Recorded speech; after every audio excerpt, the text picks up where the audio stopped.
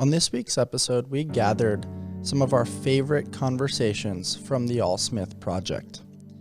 This combination of edge seekers epitomizes love, gratitude, perspective shifting, and a unique collection of stories that metaphorically elicit imagery for a beautiful life. I'm incredibly honored to share my conversations with these amazing thought leaders that so eloquently share so many golden nuggets that are relatable. Enjoy this week's mashup episode. Move fast and break shit.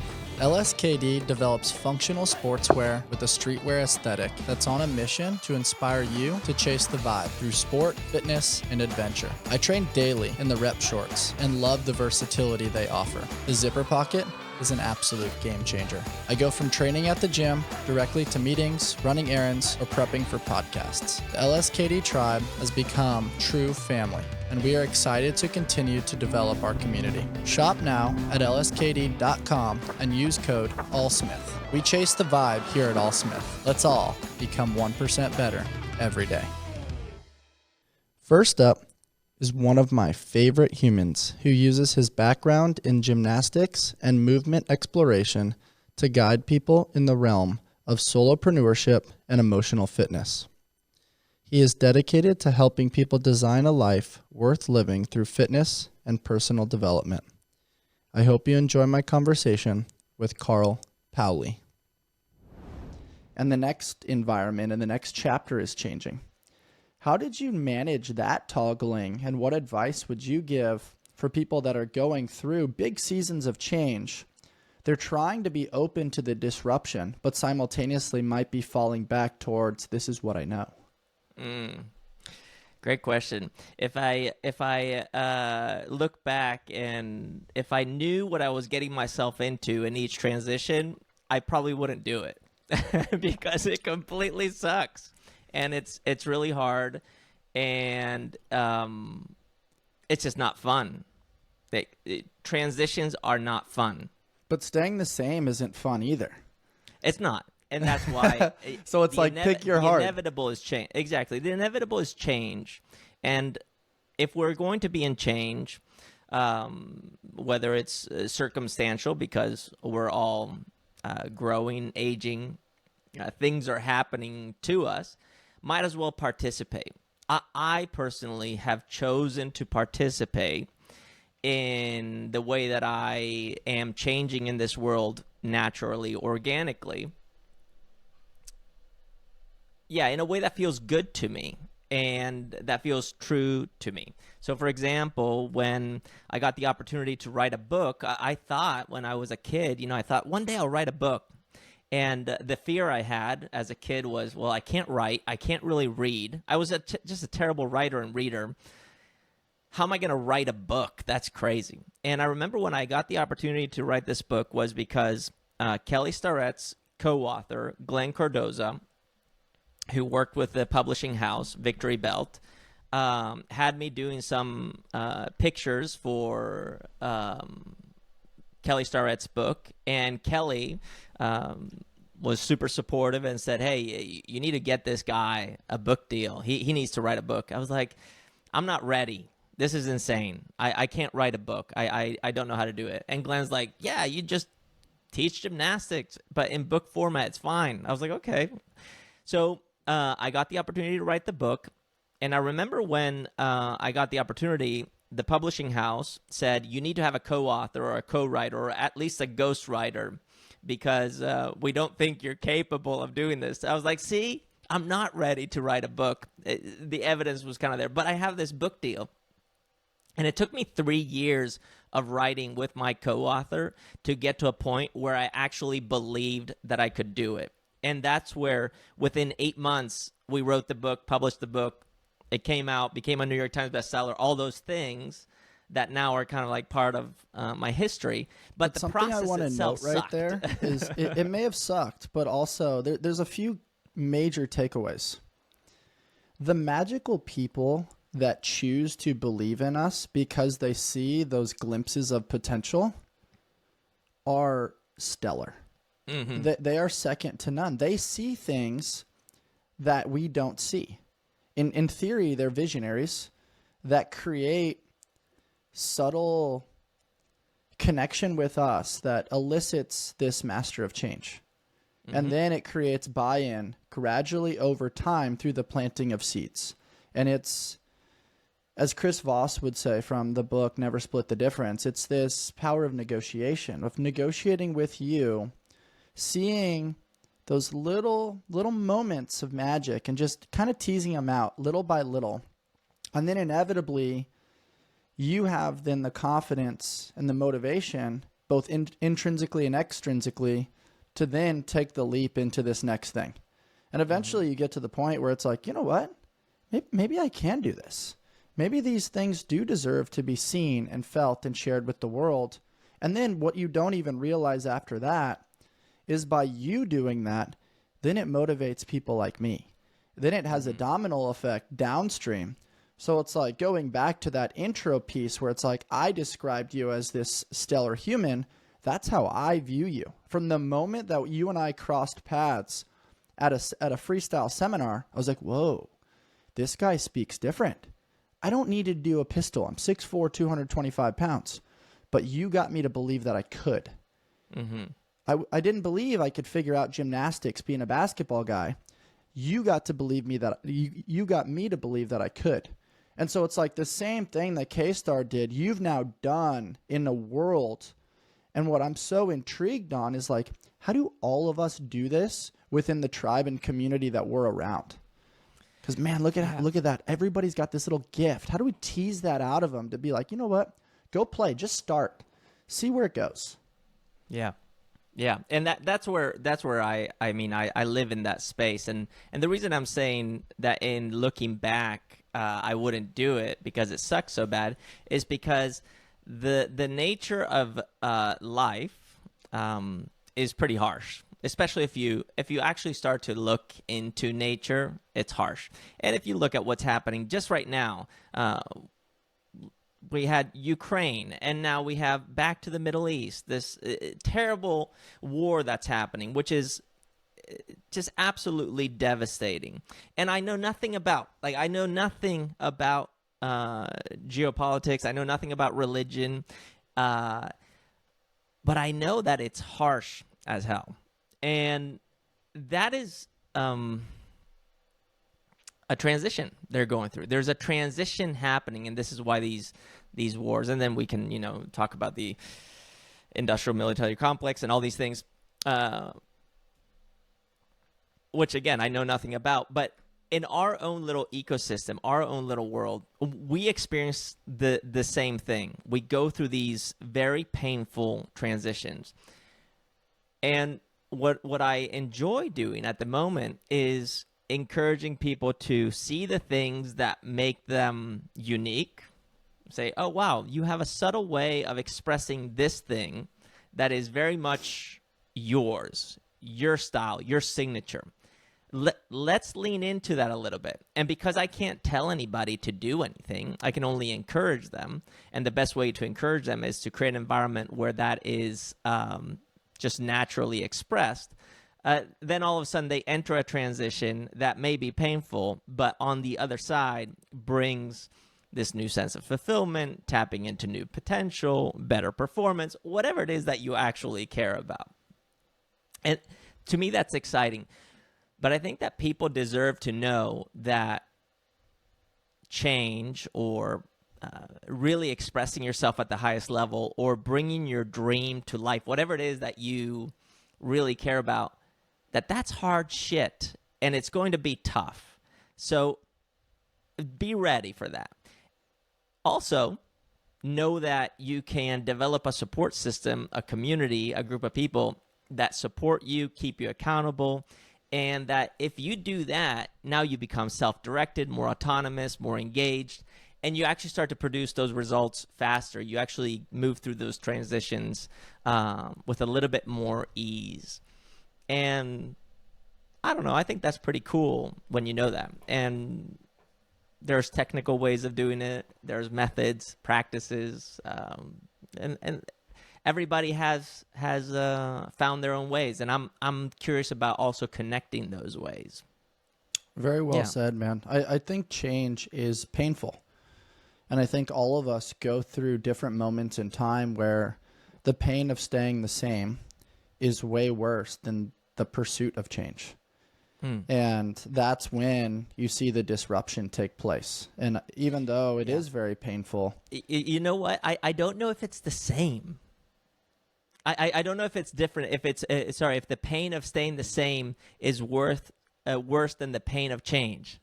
I don't know, actually. I used to really, think that, but now I don't know.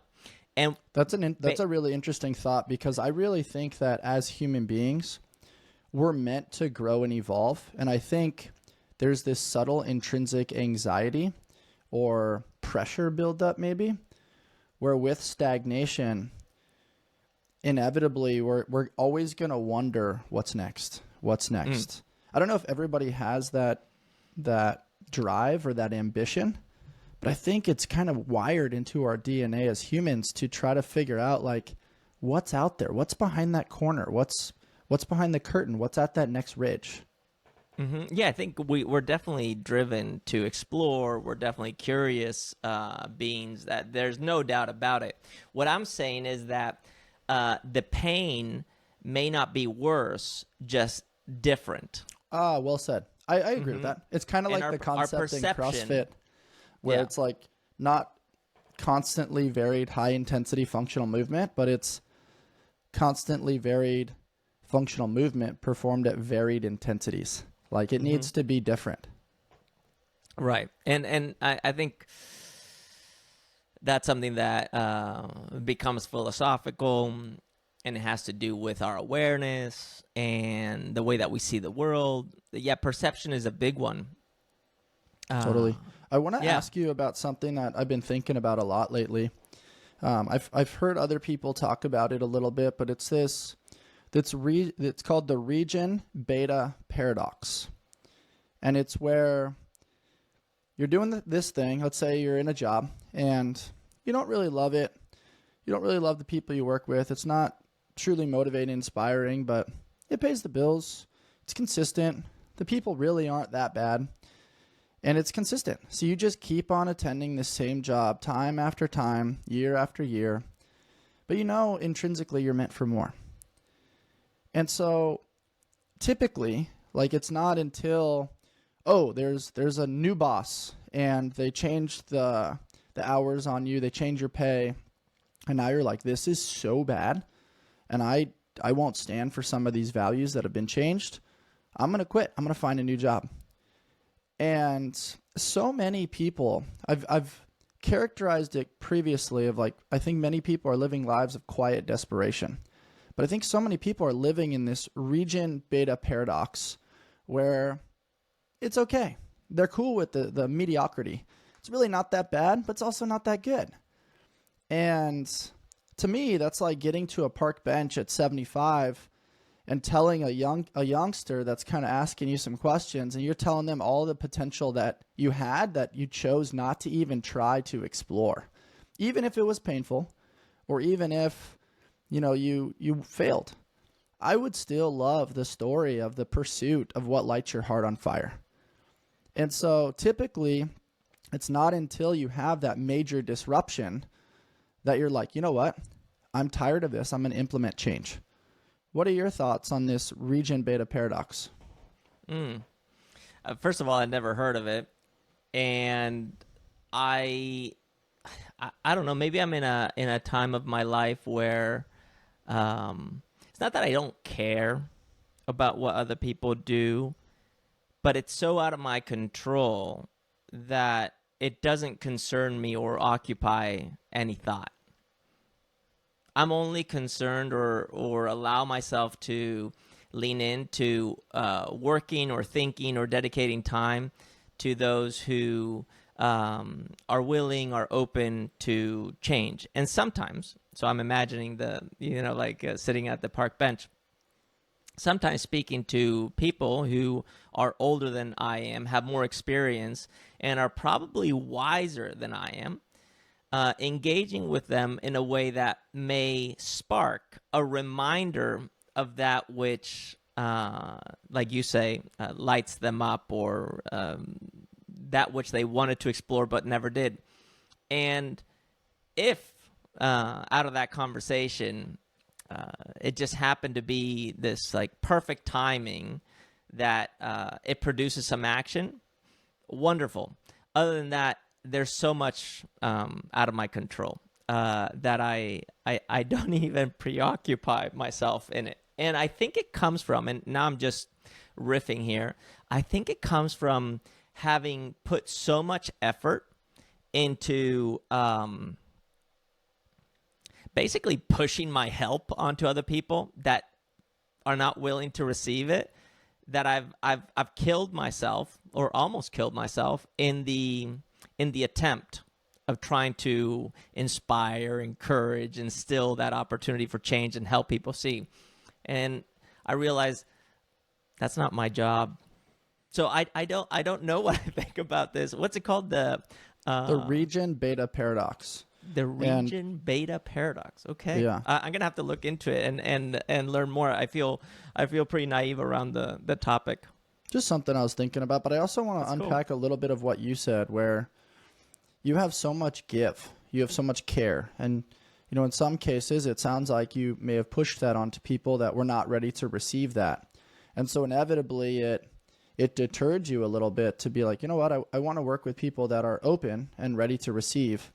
But also, as somebody that does care and possesses as much knowledge and variance and metaphorical speech and ways to connect and meet people where they're at, sometimes very emotionally painful when you can't penetrate something that you perceive as porous that can be a sponge to things that you can offer to mitigate their pain and help move the needle in the right direction.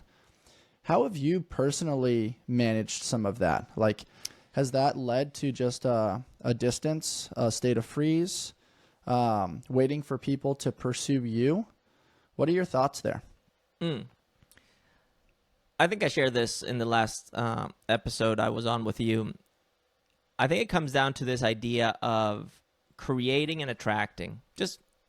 I just need to express myself, and I have chosen to do it in ways publicly, through podcasting, through my book, through any online experience that I've created, any seminar. Where I have simply, or I've found the most amount of success and made the most amount of impact, positive impact, when I've simply expressed what was true for me. The moment I have tried to be deliberate about sharing a message or telling people what I think, that's the moment it's fallen on deaf ears. It's fallen into the abyss. And then that becoming what I believe to be a reflection of my value, and being like, see, you suck. Look what you're doing. You can't even get people to do a push-up. You can't even. That can be corrosive. And I think we're in a world where we all now like have this like microphone, and we can all jump on social media and say some things. Mm-hmm. That the moment it turns into a mission of projection, that's the moment we start to fail, like true failure. This is not like failing forward or some positive thinking like that. Mm-hmm. This is true failure. But the moment we express ourselves because it's alive in us without an agenda, and this is the beauty, without the agenda of making an impact, that's the moment we start to catalyze change in our environment, or we start to make change in people. People are like, wait, this person is saying something right now that's not directly for me, but it feels like I can relate to it. It sounds like it belongs to me. Maybe that which I'm thinking has something too, and that starts to move their thinking, their behavior, their ways, their curiosity in a direction that was needed at that time. That's cool stuff. And I think this happens really well in art. The pure artist simply paints, they simply sculpt, they go and do their thing. And they do it because they want to do it. and it feels good. And then all of a sudden they show somebody or it's seen and people are like, whoa, this is incredible. How did you, out of marble, pull out these details? How did you this is amazing. And that evokes this like sense of awe, wonder, curiosity. And I think that's the place that we should be living in a creator's mindset, in an artistic space. And then to realize that all art, all creativity has a mechanical expression that can be seen as a practice. That's cool. It's really cool. It also just, what I'm seeing and what I'm hearing is it's the most root form of play. Expression without an agenda. You're exploring. You have this creator's mindset. You have tinkering in the lab and exploration. And you're striving to share that in a way of like, hey, this is something that's living in between my ears. And I'm trying to figure out step by step how to express a feeling. And I think sometimes so many people are telling people what to do rather than just sharing their experience. And then as a byproduct, it probably shuns the receiving ear. And I really think it's important for people to hear what you said, because in this day and age, everybody's got a voice or a platform or a way of just throwing out their 2 cents. And I think really stepping back and sharing our experience, our personal story, our thoughts, but then also realizing, hey, these thoughts are subject to change. This isn't law. This isn't necessarily fact. It's what I believe to be true up until this moment. And then striving to interact and create, as you said, as opposed to, this is how you should do it. This is how I do it. I'm the expert on the subject matter. People are like, whoa. And then at the very first onset of you having a slip up or a misspeak or something like that, it's like, see, I knew you were full of it. I really think that the way you describe that is special. And all of us, in my opinion, are artists. I've said it time and time again, but I just think there is this intrinsic drive that all of us have, and you got to be around the right people that can help tease it out. And if I've said it on a few episodes, if you work with your hands, you're a laborer. If you work with your hands and your mind, you're a craftsman. But if you work with your hands, your mind, and your heart, you're an artist. And I think it's the synergy between those three that elicits the magical flow state of play. And even in the humble pursuit of trying to get to play, it almost feels like you have an agenda. If it's just, hey, I'm going to start. Oh, I'm thinking about this thing. Let me play with that. Okay, cool. There's that person. Let me see if I can interact with them through this form of play. All of a sudden, it just adds up into this monumental sculpture, as you described. Peptides. There's been a lot of buzz about peptides and what they can do for the body, skin, muscles, and health. What exactly are they? And do they live up to the hype? Your body makes peptides. They are strings of amino acids, which are the building blocks of proteins. Peptide therapy involves using prescription-based peptides to help treat and manage a variety of health conditions to maximize performance. Peptides consist of 2 to 50 amino acids and are made naturally in the body to act as important signaling molecules for many physiological and cellular functions. There are over 7,000 known functions of peptides in the body, and adequate levels in the body are imperative for performing at optimal levels. Discover a transformative journey to optimal well-being with Live Peptides. Live Peptides offer a natural and effective approach to health support. Embrace the difference. Choose Live for a path to vitality that prioritizes quality, innovation, and your unique wellness goals. My personal favorite is BPC 157 with thymosin beta for optimizing gut health, tissue regeneration, and healing. Head over to livenatural.com and use code ALLSMITH for 20% off peptides. That's LIVVNATURAL.com with discount code ALLSMITH for 20% off peptides. This next guest is providing a logical justification for pursuing your dreams by helping people seek edges in health, fitness, leadership, and creativity. He is a former professional baseball player using transferable skills to help guide people towards their peak expression. I'd love for you guys to enjoy my conversation with Logan Gelbrich. Something that comes to mind too, just because you and I both love the concept of transferable skills, and I talk about this often in coaching, the secret sauce is within those transitions though, right? Like just creating the time buckets or the time blocking is one thing. And showing up is this cliche concept that's like, oh, just show up and half the battle's done. But who do you show up as? Yeah. What is your strategy kind of to go from, okay, you're talking agency strategy, and now you're getting ready to go coach a strongman class. In that in-between, is there something that you do? Like, do you change an outfit? Do you snag a coffee? Do you do 20 burpees? Is there a breath work thing that you do? Or is it just like you have the ability to kind of shift gears? So it depends on what the task is, but I'll give you some examples.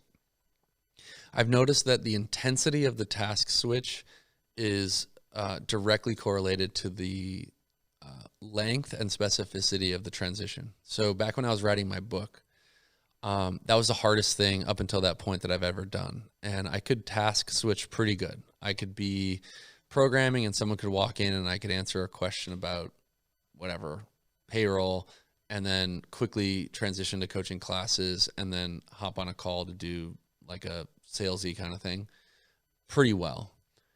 I could not do those things and then immediately start contributing to the manuscript of this book.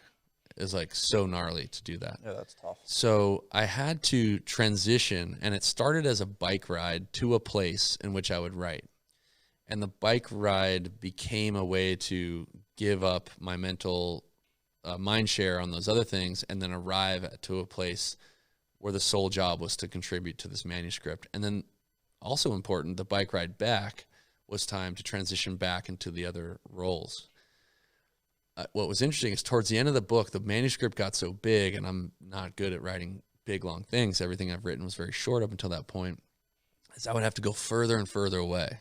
So now I'm in my car. I'm like driving an hour to a place, right? And then towards the end, it wasn't like I planned plane flights to do this, but a normal travel of my like consulting work, I would get my best work done on a flight. Oh, wow. Right? It's like the distance needed to be greater. Those are the big examples. The smaller, more sort of universal ones for me is largely based around my personality. You couldn't score another point on the Myers-Briggs towards introversion for me. So I'm as introverted as it gets, whatever. I say that on every podcast. Every introvert can't wait to tell you that. Sorry, not sorry. I'm super introverted. Time alone is like a secret weapon for me.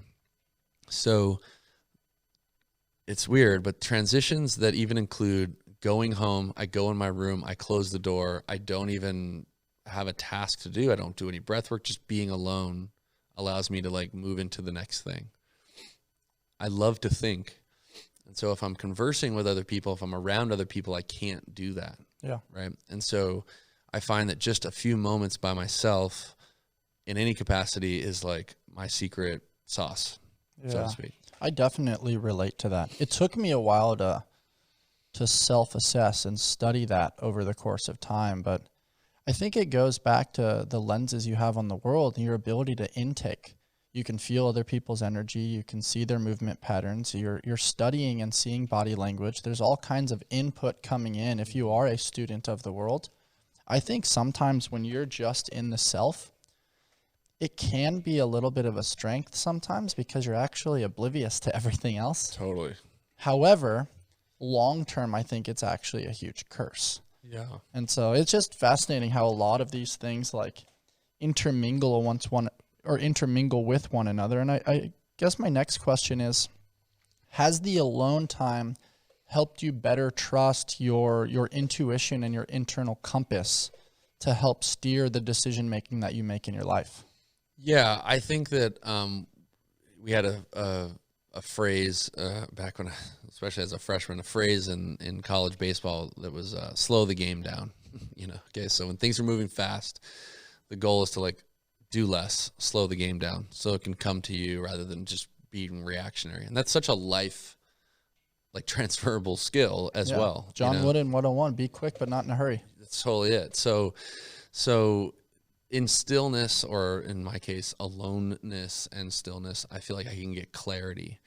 I really struggle cognitively being creative in public, which is like something that has to show up with my job sometimes. So it's like sometimes I close my eyes when I'm in front of people and I'm like talking. That's me searching for like aloneness to think through things. And so, yeah, those times alone is key for decision making, because without them, I don't feel like I can ingest and work through things. So the worst thing I can do is make a decision, an important decision, in a group format. I'm very bad at that. Yeah, it's challenging. And so it's just I need to know that about myself and act accordingly, Put yourself in the right environment to then thrive. And a lot of people are external processors. It's like funny. It's like, and I know that when I'm with them, and I'm different than them, so I think it's hilarious that they don't even really need me to say anything. They're just thinking out loud and saying, but if I do the one thing, and then this will happen if I did it, and I'm just like, okay. It's like a verbal brain dump that allows them to organize the ping pong in their head. I couldn't be more opposite. I'm like, that would be wasted words, in my opinion. Wow, that's fascinating. Yeah. Something I'm curious about, we've toggled a little bit back and forth between your time at USD, your time now as a high-level entrepreneur doing so many different things. What's a story that you told yourself early on that's no longer serving you? Well, hopefully I'm not retracing my steps here, but I think the clearest one was I could not have fathomed that this thing that I loved about myself, which was this willingness to grind, so to speak. It's like grind culture got so popular. Like I embraced a certain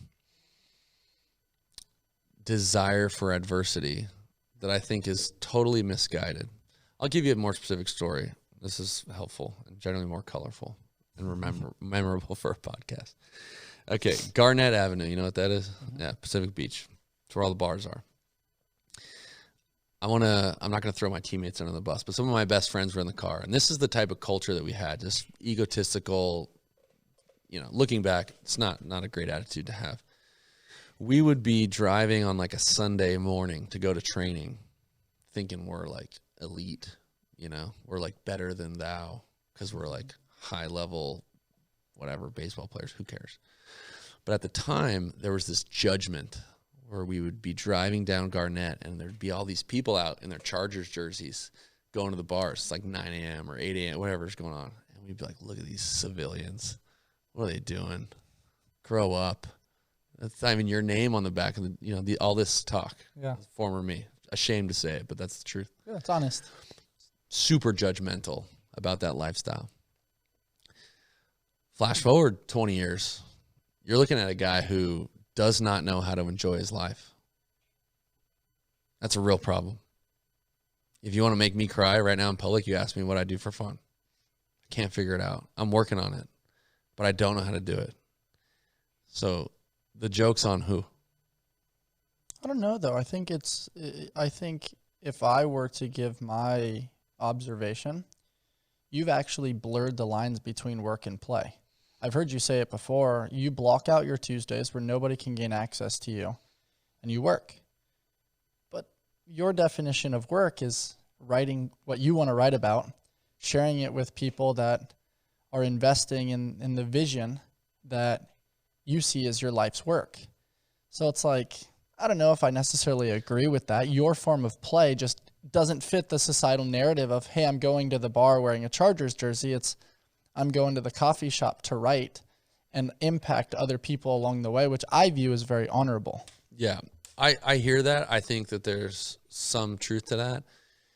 And I mean it when I say I have something to learn from those folks that I had a lot of negative things to say about. Interesting. It's very fascinating to see that, because you would think that your time after baseball games, like hanging out with teammates, or like when we've gone out to dinner before and kind of spitballed a little bit, like that's very much enjoyment and fun. I think you definitely find ways to fit it in. And also you've built a lot of really meaningful relationships, and you just had the famous Harvey Martin out to your gym and did some cool stuff with him. Yeah. The relationships that you've made, you know, I think are also a telltale piece of, like, they're not just like surface level. There's true meaning and an experience that you go through with a lot of these people that you rub elbows with. Yeah. I think all roads lead to discernment. And from a friendship perspective, I truly feel blessed to be surrounded by the best people in the world. I mean, I'm blown away. You mentioned Harvey. Such a good I got to stay. He got to stay with me the last weekend, and my cup is just so full, just being in his presence, you know. And folks like yourself, folks like hopefully I'll be able to see a former teammate on the way home.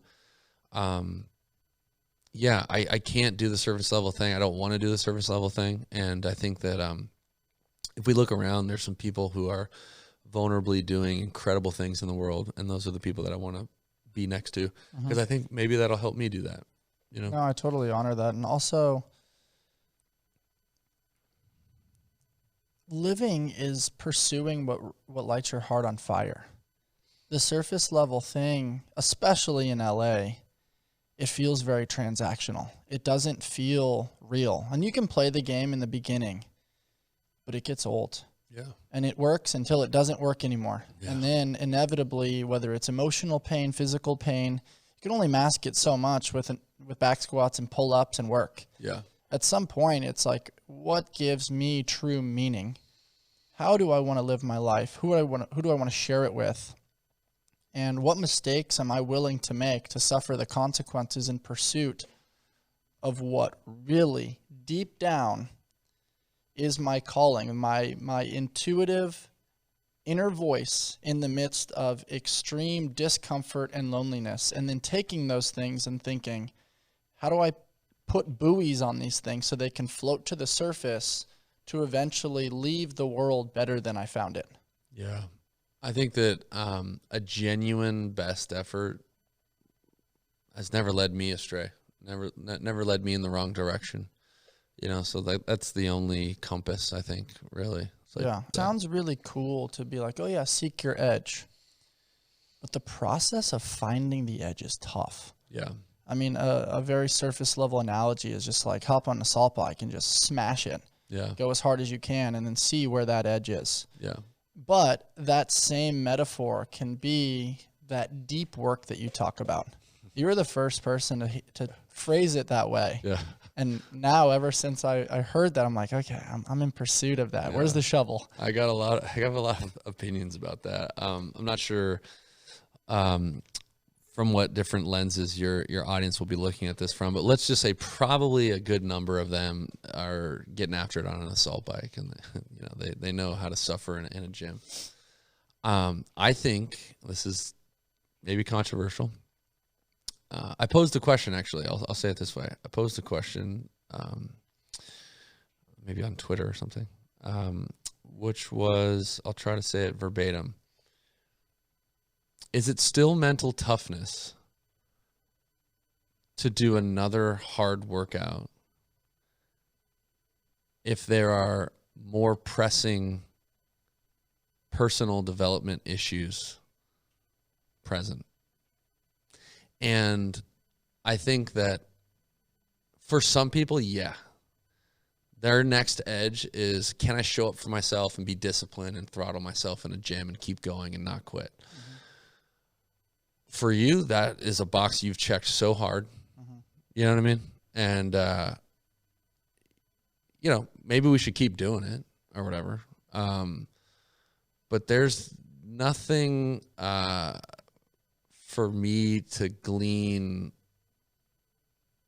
that's pressing by pushing a prowler. Mm-hmm. I know that the most important edges for me to explore are these parts of me that are actually scarier and harder than pushing a prowler. Mm-hmm.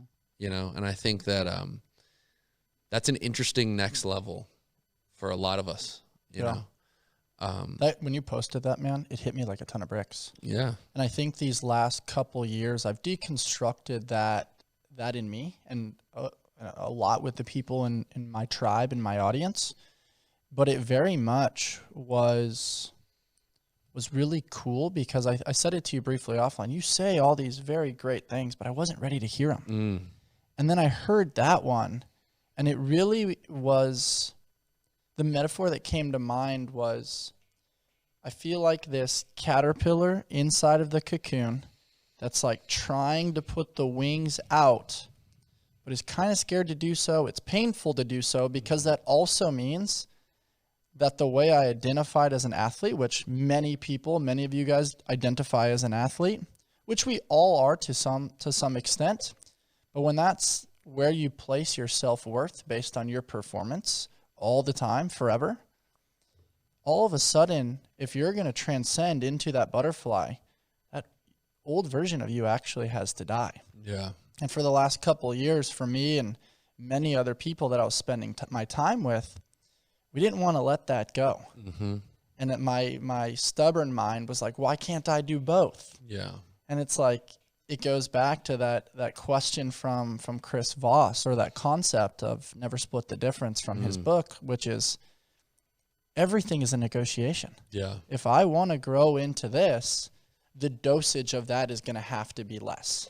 Yeah. And that's really scary because I know this, I don't know that. Yeah. And when you think about seeking your edge and the fear of uncertainty, what I think about is less about I'm scared of what's over here, more so I'm scared of letting go of that. And then becoming the traditional entrepreneur that gets the dad bod, that gives up all these standards, thinking about hold the standard, and then getting to somebody that, okay, maybe we make a ton of money and have great business impact, but then we lose sense of self, right? Like I think there's that Buddhist quote, which is, we live backwards in the sense that we give up our health in pursuit of money, and then later on we end up sacrificing our money in pursuit of health. That's right. And so there's so many paradoxes to deconstruct within that. Can I offer you potentially a different way of looking at that? Totally. So this is at the heart of change behavior. I've been obsessed with change behavior and development. I don't claim to know everything, but I've been able to, teach this in some way, shape, or form all around the world. And my obsession comes from the work of people, much further along than I. But a lot of change behavior is held up by sort of what you've just articulated. We have the language would be a hidden competing commitment. Okay, so it sounds less hidden for you in that case, where it's like, well, I don't want to give up my physicality for this other thing. And I'll quickly get to the punchline, and we can talk about the details if that's helpful. But the punchline is, it's not either or. But as long as you perceive that it's either or, you will never give that up. You see what I mean? And so, yes, it's important to look at growth inclusive of loss. Like, what's at stake here? And there will be loss. If I want to emerge to the next level of me, what will I lose? And there will be elements. But anytime that your mind starts to reduce a scenario, especially like a highly emotional, high stakes scenario, into like either or, just kind of like take a pause and reinvestigate that, because it might feel very heavy and weighty to you. But from my perspective, and probably from the perspective of people who are listening and watching, I'll speak for everyone. We're not really worried about you losing your fitness. You're going to be just fine. Yeah. You know what I mean? But in your mind, if those are the consequences, of course you will not change. Totally. I'll give you a quick thing for me, which was when I was in my depressive zone, dark zone, my growth had to come from building these reciprocal relationships. How could I set boundaries and feel good around people. And the short story is, in my mind, I was committed to things that you would find very honorable. No one would blame me. They are things like being a nice person, being a hard worker, not being like too cool for school, not being this egotistical leader, being a blue collar individual. So as long as I'm committed to those things, which I think you would think are generally good things, I think they're generally good things. As long as I believed that I had to give those up to tell people no, or not say yes to everything, or set boundaries in my life and enjoy my time and things like that, of course I would choose holding on to that than being perceived as a jerk or whatever, right? My mind couldn't see that they could both exist at the same time. And through a process that we use all the time in the gym organization, I was able to experiment with that.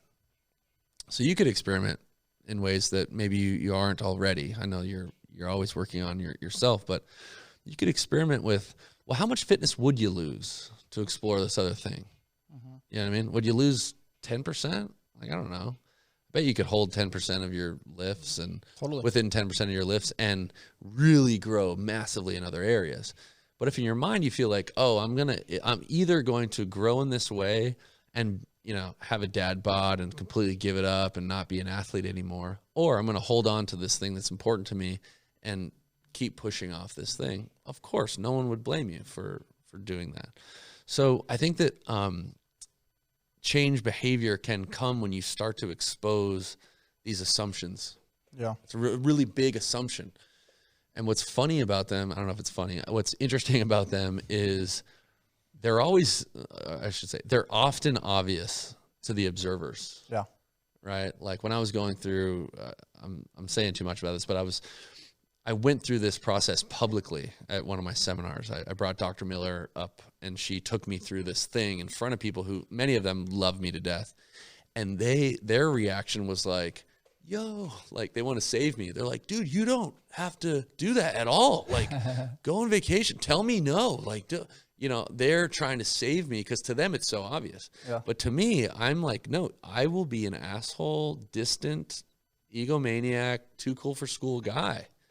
And they're trying to say whatever in the same way that you're like, I don't know, like, am I giving up this identity as an athlete? I'm like, dude, you could take a nap for the next year and you are an athlete. Totally. It's an interesting thought process too, because you're totally right. And I now think of it more as like fitness is a stream that's now funneling into the bigger pool of what makes up life. And it needs to be supportive of it and not taking away from it. Like old me was hitting it so hard where there was no stream of consciousness to do anything else because you needed all the recovery time and all it just bled into every element of life where it owned me.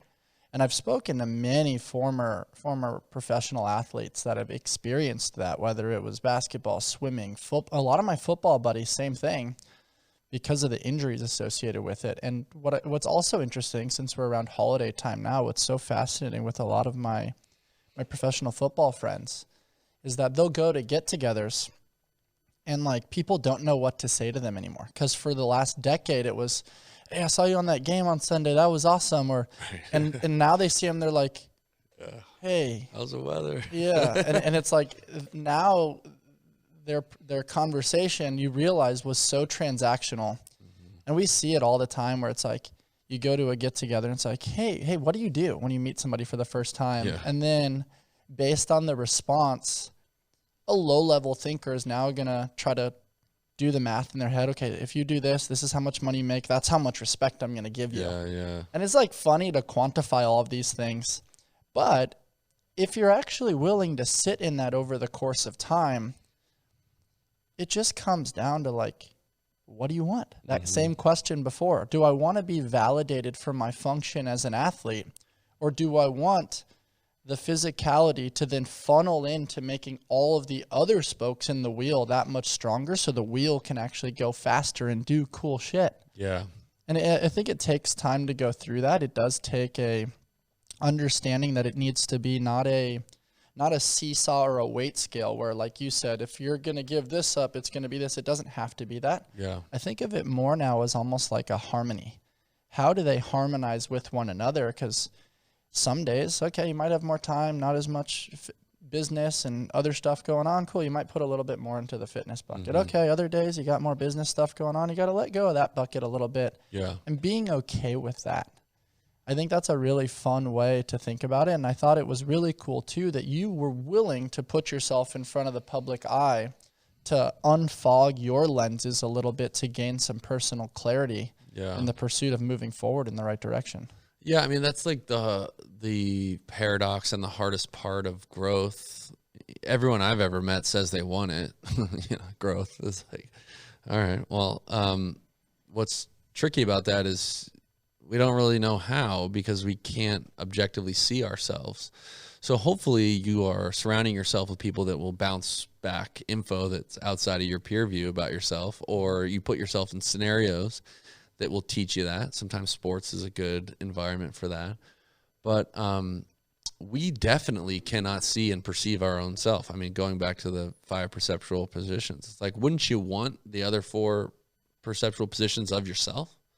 Like, that'd be really cool info. That's like the ultimate 360 feedback or whatever, right? It's like, dang, now I can gather how I need to grow and learn. I mean, we have so many defense mechanisms and blind spots that we're doing a great job avoiding the ways that we need to improve. And so, I mean, the companies that like I build, there's one goal to make money, but the other goal of equal importance is development. And so the way that we set it up is this environment of feedback. It's like, in order for us to work together, I have to hear from you the stuff that I don't see about myself and the way that I act and the way that I can grow and the way that I can improve, because there's no possible way that I'd be able to see that in myself. What's scary is moving through life without having any of those mirrors, and then being subject to the blind spots that you'd be subject to, and we have to like create those in many ways. When it comes to feedback, I've heard you talk often around the importance of negative feedback and how valuable it is. And negative, not carrying a negative connotation, but just like definitely being in the category of like not always feeling good. Yeah. And sometimes that's hard to receive for somebody that's more of a positive reinforcement person. Totally. And how do you guys kind of decipher around meeting people where they're at, making sure they're getting the appropriate information that they need? Because those blind spots can be scary. And if there has been a track record of success, it's almost like if it ain't broke, don't fix it. And you get that pushback. But then you and I both know the guy that goes from A to B, a certain set of a framework will work. But if you're trying to go from B to C, you're probably going to need an upgraded or newer framework. Yeah. I'm firmly of the belief that negative feedback is the source of growth. Disconfirming information, I think, is the best way to say that, because it's not just verbal negative feedback. If you had an experience that gave you information that disconfirmed your worldview, okay, so we can think of maybe a quick, silly example. Let's say you were saluting the CrossFit flag so hard in 2014 that if someone mentioned to you the use of accessory work, you'd be like, "No, bro, we don't isolate a hamstring. Get out of here." Yeah, because that was your dogma. That was the frame in which you saw the world.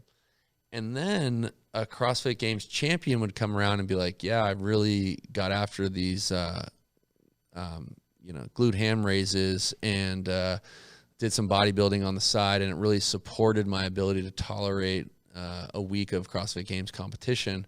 You would have to either make that person wrong or then include that into your worldview. It would break your frame and grow your frame. And, that's a less painful example. It's not someone telling you about your personality traits or your behavior, but that is disconfirming information. And so I usually articulate this very clearly just to make it clear. If I told you everything that you already knew, Let's just say I told you 1,000 things right now. If I printed out 1,000 things that you already believe to be true and I just read them back to you right now, you wouldn't leave this room different. You would be the same. But if I included things in there that changed or broke or challenged your perspective, there's a chance for change, growth, right? And that is the premise for why this disconfirming information is important. It's funny that you mentioned, and many people do this, like, well, it's negative feedback, but it's not like negative in the sense of and people all the time want to, they raise their hand in the back of the room. Can we call it like constructive criticism? And I'm like, call it whatever you want. It's not positive. Okay. And the fact that we are so ready to be like, oh, but it's not, is why it's so hard. We curate this information out of our language. Most low performance workers and organizations exchange information that is vague, slants towards the positive, and we withhold the harder negative elements of what we do. I mean, anyone who's listening that has a real job, think about an employee or someone that you work with. And when I say this sentence, let's say the person is name's Gary. I always pick Gary as the made-up name. Sorry to all the Garys out there. If we worked with Gary and I said to you, dude, Gary was going classic Gary yesterday. Okay, that statement is me sharing a gripe about Gary's, let's say, dysfunction in the workplace. I say that sentence, you know exactly what I mean. And every other employee knows exactly what we mean. But we never tell Gary. You see what I'm saying? Yeah. And Gary is forever beholden to this growth edge that maybe is in his peer view or maybe not, but we are in full knowledge of this elephant in the room, but not able to articulate it. Better teams articulate that because they know that's the juice for growth, right? And so, yes, it doesn't feel good. Growth doesn't feel good. But to answer your question, the way we do that is through a specific rite of passage. So generally the best teams in the world, in my opinion, have a rite of passage that is either explicit or implicit. We have an explicit one, which is called Coach's Prep. Just long, annoying. You can get a job at every other gym before this one. It's generally like painful, not really, but like psychologically challenging, and delays gratification. And anyone who goes through this process, we know has a higher level of willingness and more trust is in the system than if they didn't, right? In the same way that if I think about any of your basketball teams, if they just pulled someone from the audience at halftime and brought them into the locker room and put a jersey on, you guys would be like, no, like, I don't even care if he's good. Like, what? Who are you? You're not on this team. You didn't go through our thing. You're not a part of this thing.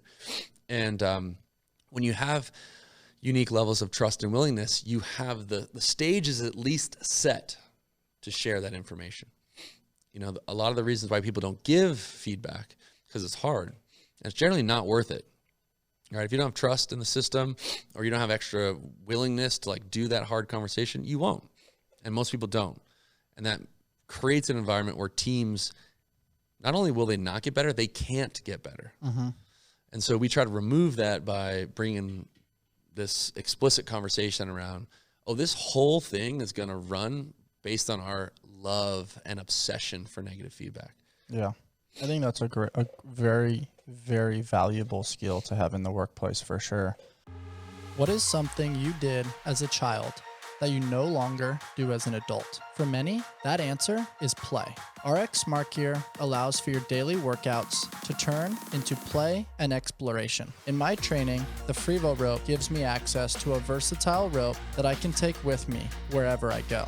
On the road, at the beach, to the park, or playing at home, RX Smart Gear jump ropes fit my needs. We at ALLSMITH trust RX Smart Gear. Their gear is always reliable and gives me peace of mind that I will have top-notch equipment to support my health and fitness journey. Hop on over to RX Smart Gear and use the discount code ALLSMITH to shop their latest cutting-edge gear. Have your gear work with you and not against you. This next conversation was one of my favorites to date. We discussed love in action.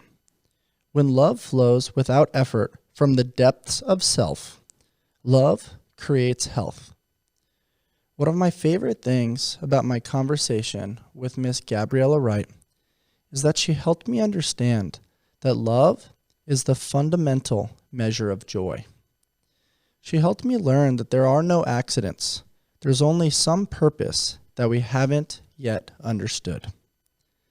Every time we are tempted to react in a certain way, ask yourself, are you a prisoner of the past or a pioneer of the future? I hope you enjoy my beautiful conversation with Miss Gabriella Wright, where she discusses joy being the only measure of success. Like, healing is the use of love. And Beautiful. And it's something around like when love flows without effort from the depths of self, love then creates health. And I think when you look at health, it's this peaceful flow where you're not toggling back and forth, as we discussed, from the past to the future. We're in the present moment. And rather than navigating anxieties and traumas or physical ailments like you talked about, it's surrendering to love. And I think horses do a great job of that, because you can't really tell necessarily when they have ailments unless they're on a trek of some sort. Like when they're just in the moment, they're very much curious and loving and navigating the elements. Yes. And I think providing that safe space for another human being is this special nonverbal relationship Yes. that then allows for the growth and development of a healing space. Or at least that's the imagery that I'm thinking as you described it. Beautiful. First of all, I just love what you said. It's poetry in motion. And love is healing. Love is such a, I mean, we tend to forget, I feel, in the space that we navigate in, that love is stigmatized. Love belongs to the hippies. Love belongs to the people who think that everyone is kind. Well, guess what? Love belongs to everyone, not just the hippy dippies and not to the woo woos and not to the new age. Love is what we're made of. We're actually made of love. And how we were created was a form of partnership between two partners, and there was love at that time of conception, and that was love. And we're born from love. And of course, love heals because it creates, love heals because it creates. And so if we're in a place, like you say so beautifully, if we're in a place with a horse that is loving awareness, I love that sentence, just loving awareness, meaning you're bringing the simplicity of awareness and you're bringing the love to it and just loving awareness, then all of a sudden your own heart rate starts decreasing, and you start just tuning in to a limbic resonance, we call it, just this resonance with the animal. And it's the non-local communication, like you said, non-verbal, and you just sink in to the poem that you're writing together. And That's beautiful. it's you're just sinking in, and you're just sinking in. And what I love about equine therapy, yes, you can mount the horse, you can do all of that, but a lot of the work that happens is you standing next to the horse, you leading without a rein, the horse walking with you.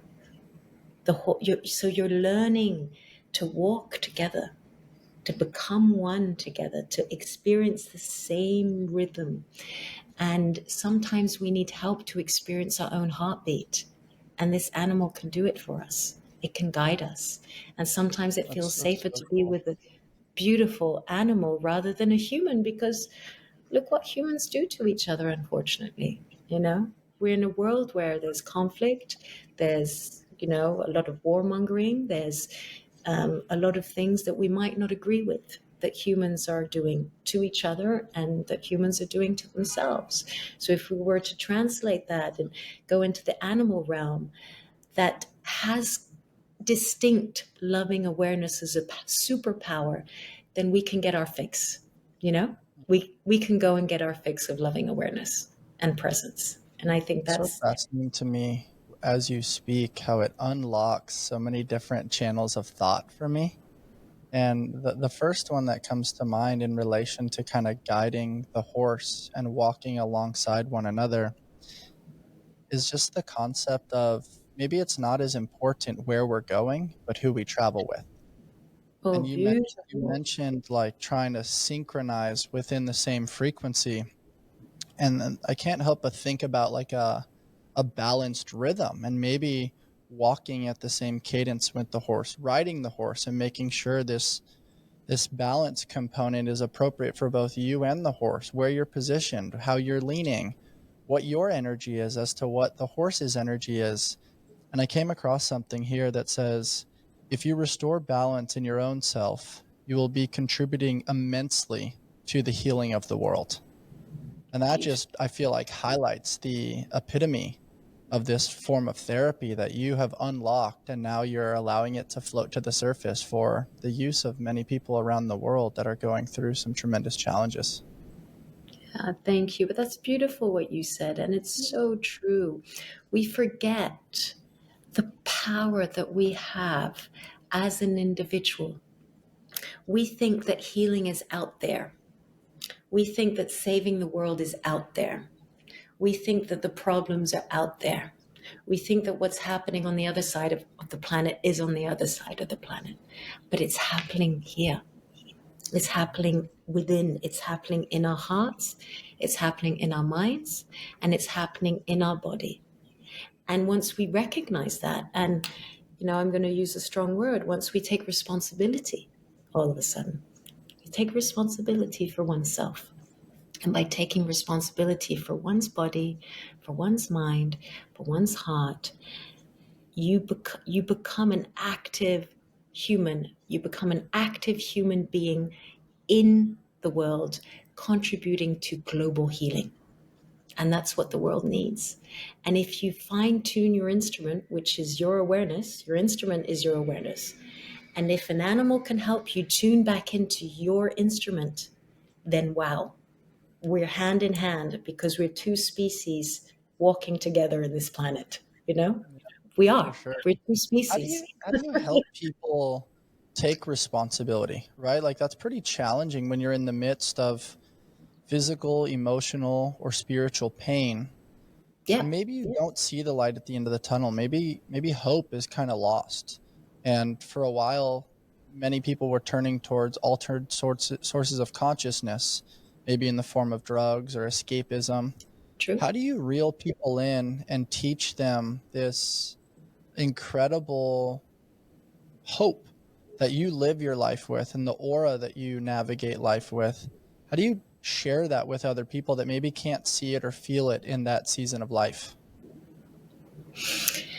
That's a really good question. It's a really good question. I want to tackle this question several ways. As you know, I started my life with a great tragedy. And when I say started my life started at 18 years old. Not because my life was not important before, but I lived a beautiful, joyful, innocent, curious childhood. And I was completely oblivious to the other sides of the world or to pain and suffering because I thought that only happened on TV or it only happened in books or it only happened, I just didn't think it would come to me, you know? And when, and I explained that on a prior interview, and when I unfortunately experienced rape and I was taken and I was able to escape after more than 24 hours, I realized that the world that I thought I was in was not safe anymore, at least for me. And that led to, of course, PTSD, recurring trauma, and it was so overwhelming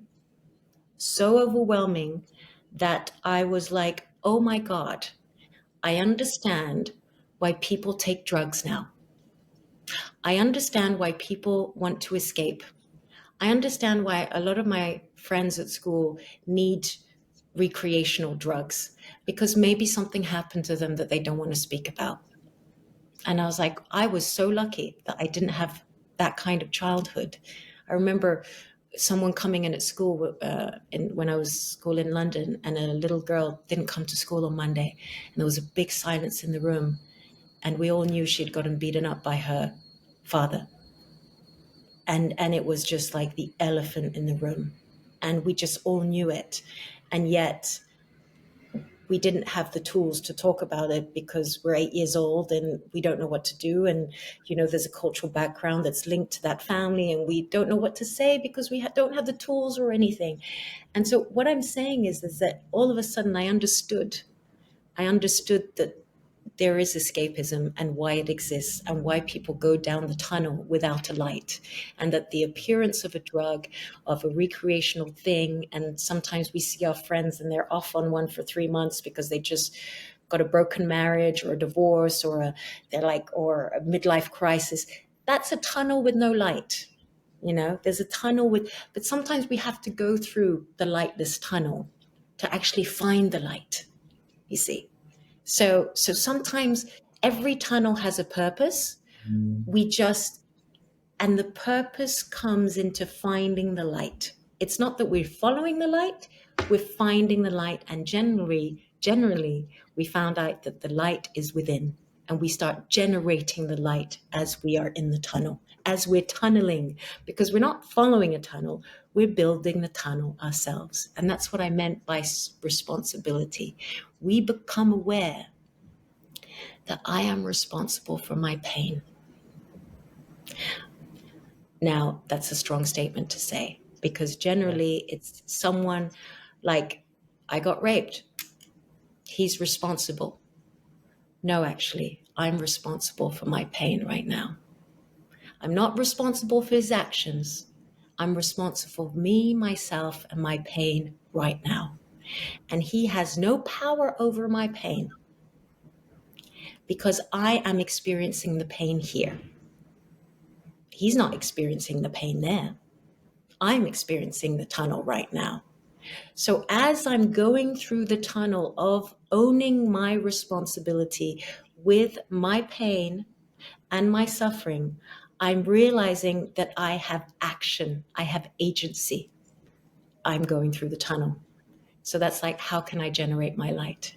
And the generation of light, how you bring the light out, is all of a sudden having a space between your thoughts.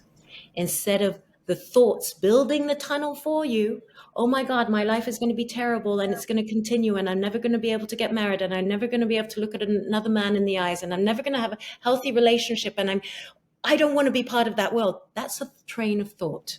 That's a tunnel of thought. All of a sudden, when you start creating I am responsible for my pain, full stop, period, space, and then another thought can start. And it's in between the space of the thoughts that there's healing. Remember, you spoke about that earlier, love. You take action for something, you take responsibility for something. What does that equate to? Self-love, self-agency. Wow, I've given my power back. It's gone back to me. The me, myself, and I is love. It's not the ego. I'm going back to the space within. And so you're creating that space, and then the light just comes, because all you need is a little strain of light in a dark room, and you will see the light. You don't see the darkness anymore.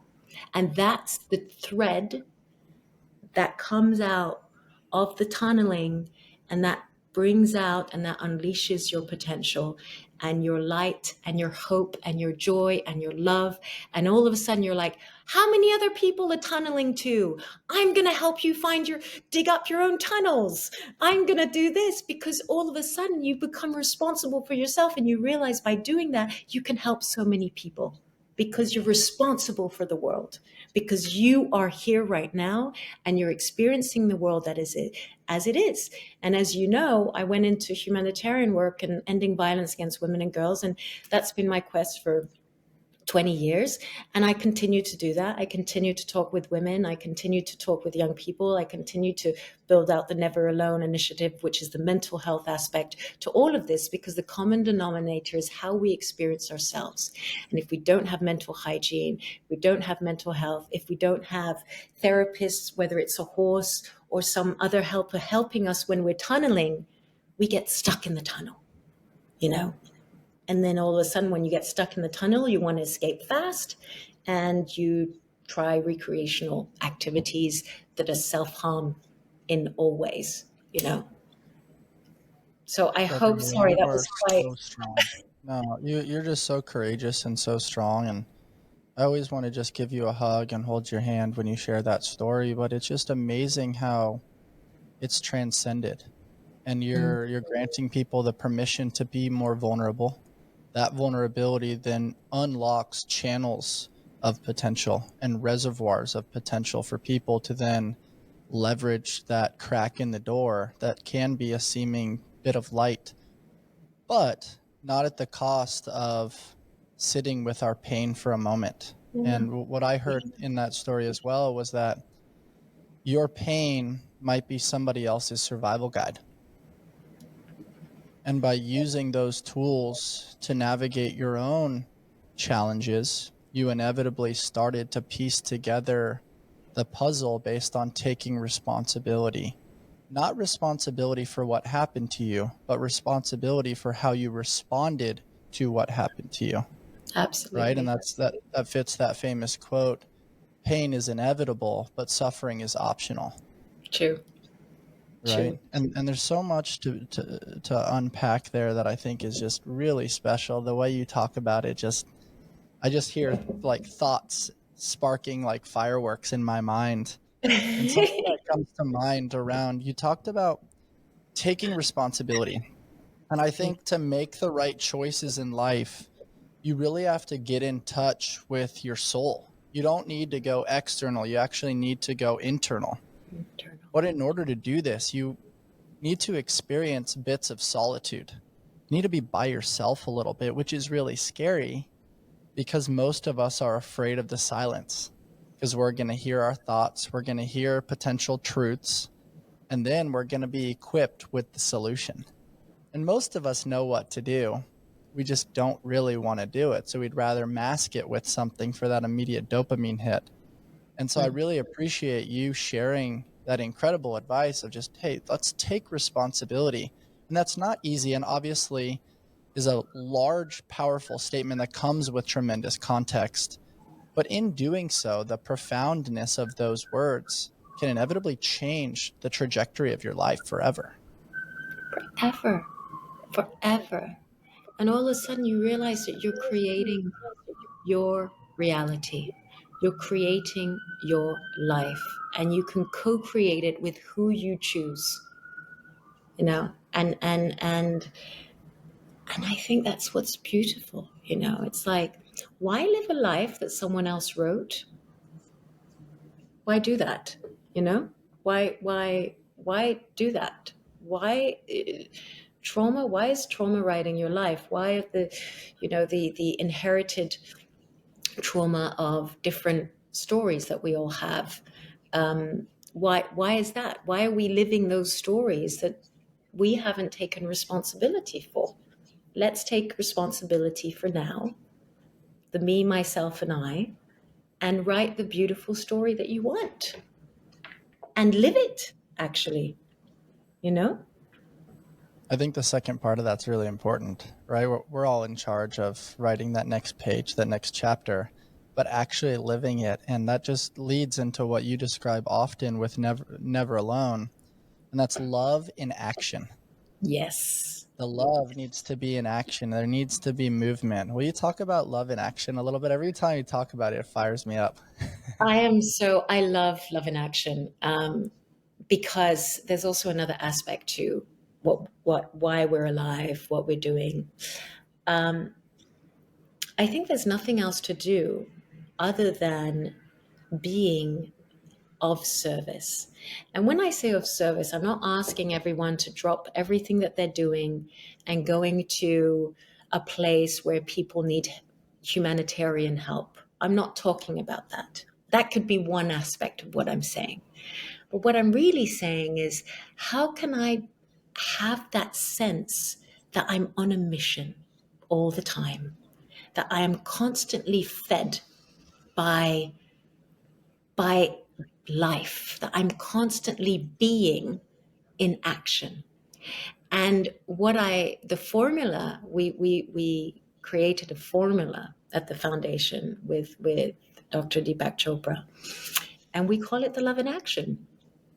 And it's the 4 A's. And how to, so the formula is, you bring attention to something, an object, a desire, a person, a cause, something that's even bothering you, someone, a situation, anything. Let's just bring that attention there. And then we're going to look at it with the second A, which is appreciation. Let's look at how I appreciate whatever it is that happened in my life, whatever person, whatever global conflict that's happening, whatever, and it's hard because sometimes you're going to use things that are not really easy to look at. But that's why we're going through this formula, the selfless action formula, being on a mission. I call it the being on a mission. And then once we look at that and we try and look at the appreciation aspect of it, and we're observing that, then we bring the affection in. How can I bring affection to this person? How can I bring affection to this situation that's bothering me? How can I learn to, what does affection look like? How can I bring it more into my life? Is it the physical touch? Is it a physicality, or is it an intention? Is it a journey? It can be anything, but you're finding a way to tune into what affection means in what you're bringing attention to. And then the last thing is acceptance. And all of a sudden you bundle it up with this radical acceptance, and you're like, it is what it is. And then all of a sudden when you do that, is what it is, you've let it go, and you've let it go into this flow, which is love. That is the aspect of love. You're not trying to change people. We're not trying to change the world. We'd like it to change, but it starts with accepting what is there already. And then we can create the space between what is there already and one's desire and one's purpose. And that space of possibility starts emerging. And then new ideas, new relationships, new dharma purposes come to you, new solutions, creative solutions come up with a problem that you were looking at, and we need to put love in action there. And so all of a sudden you've created this space of awareness, and then you're on a mission. You're on a mission to, be in service to the world, and of everyone that you meet. And it's not tedious. It's not boring to be in service. Everyone's like, oh, it's really boring. I want to just sit in front of Netflix. Great. You know what? You can sit in front of Netflix too. You can do that. You can do both. But I also think when you have service and purpose, it unlocks this fulfillment for life, because you're actually enrolled in the process as opposed to just being along for the ride. And you so eloquently described that. And it just made me think about, when you expand your awareness, seemingly random events will be seen to fit into a larger purpose. And you start to see the similarities or the synergies around just simply being aware, unlocking levels of consciousness and just noticing. And by noticing certain things, it helps you navigate how you want to orient yourself in the world. And then as a byproduct, it builds momentum and passion. And then people want to get on board with you, and you start sharing that with anybody who will listen.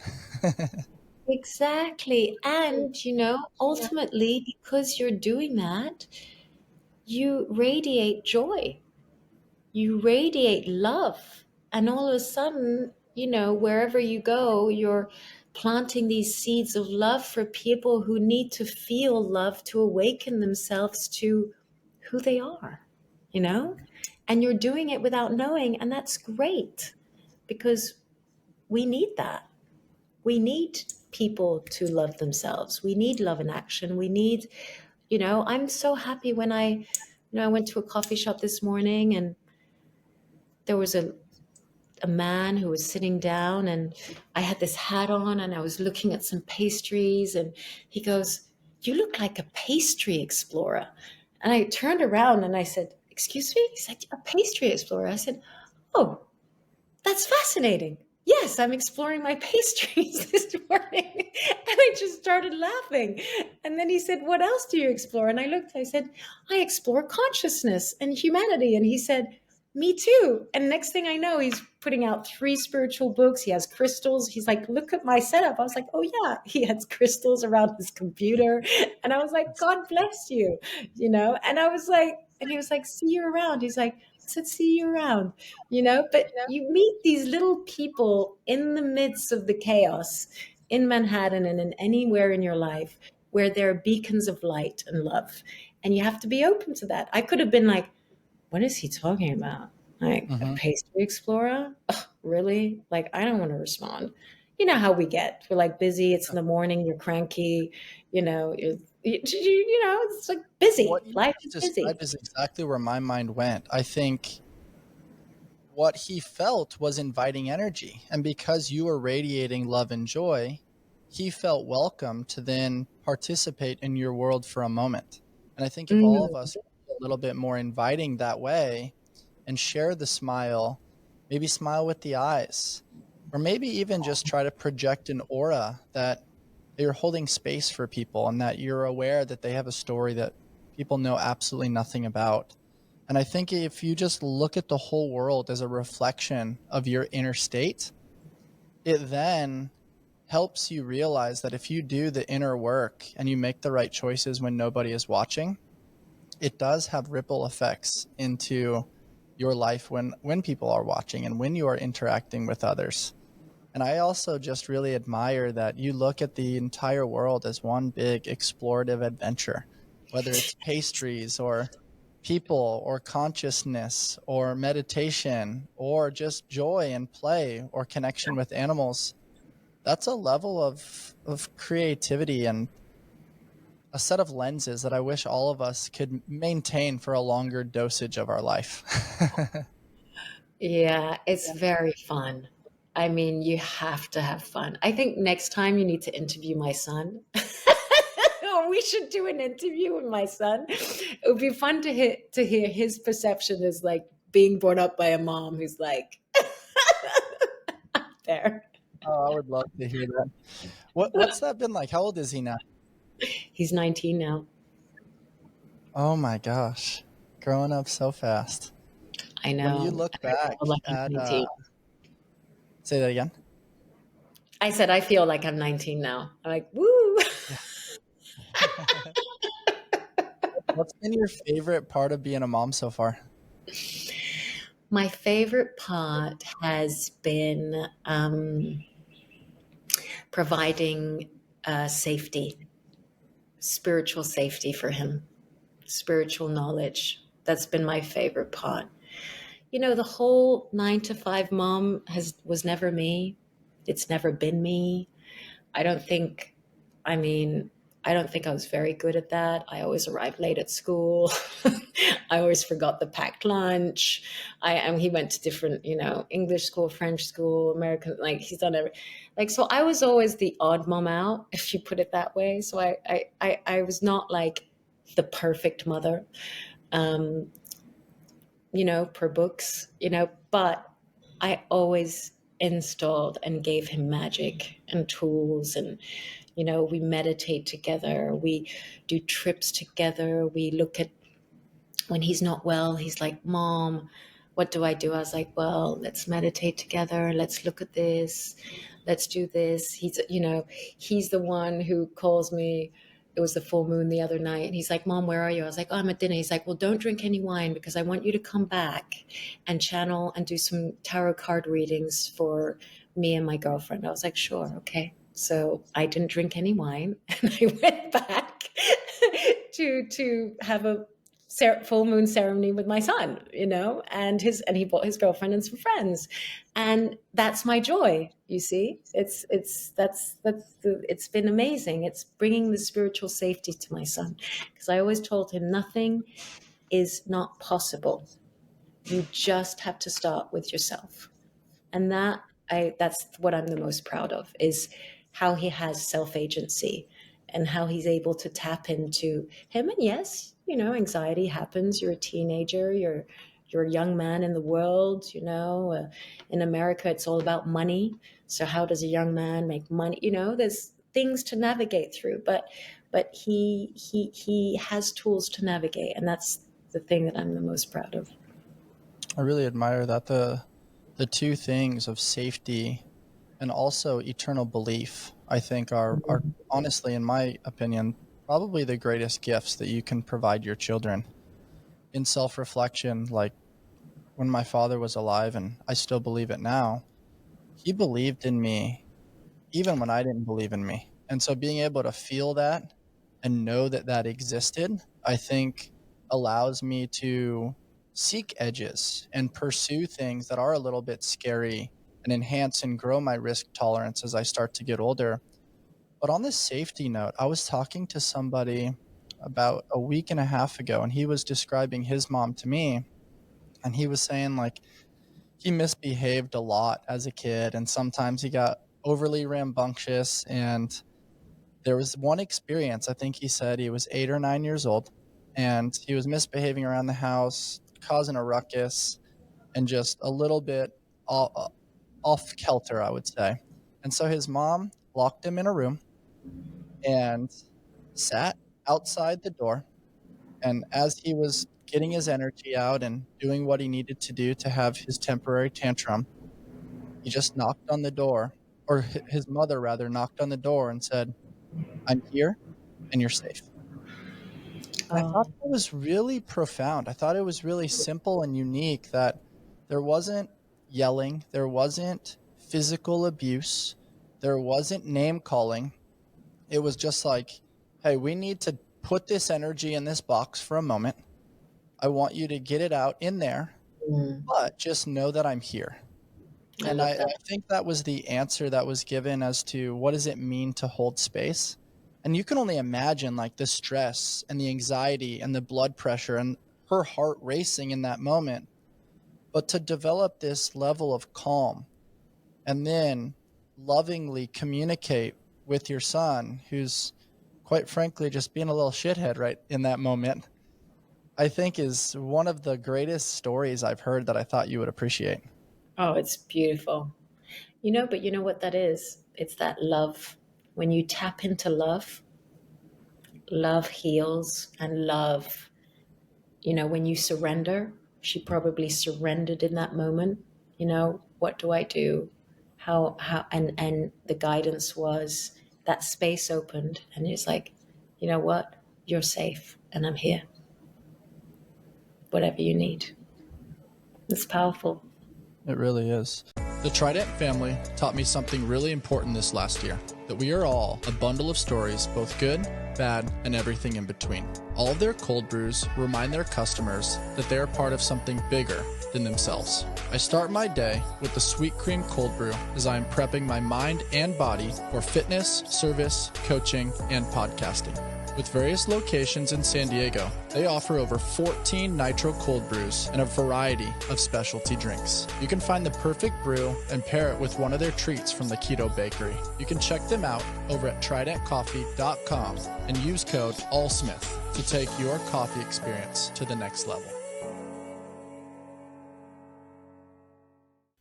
One of the most fascinating conversations I've had so far on the ALLSMITH Project was with an Emmy-nominated poet and best-selling author.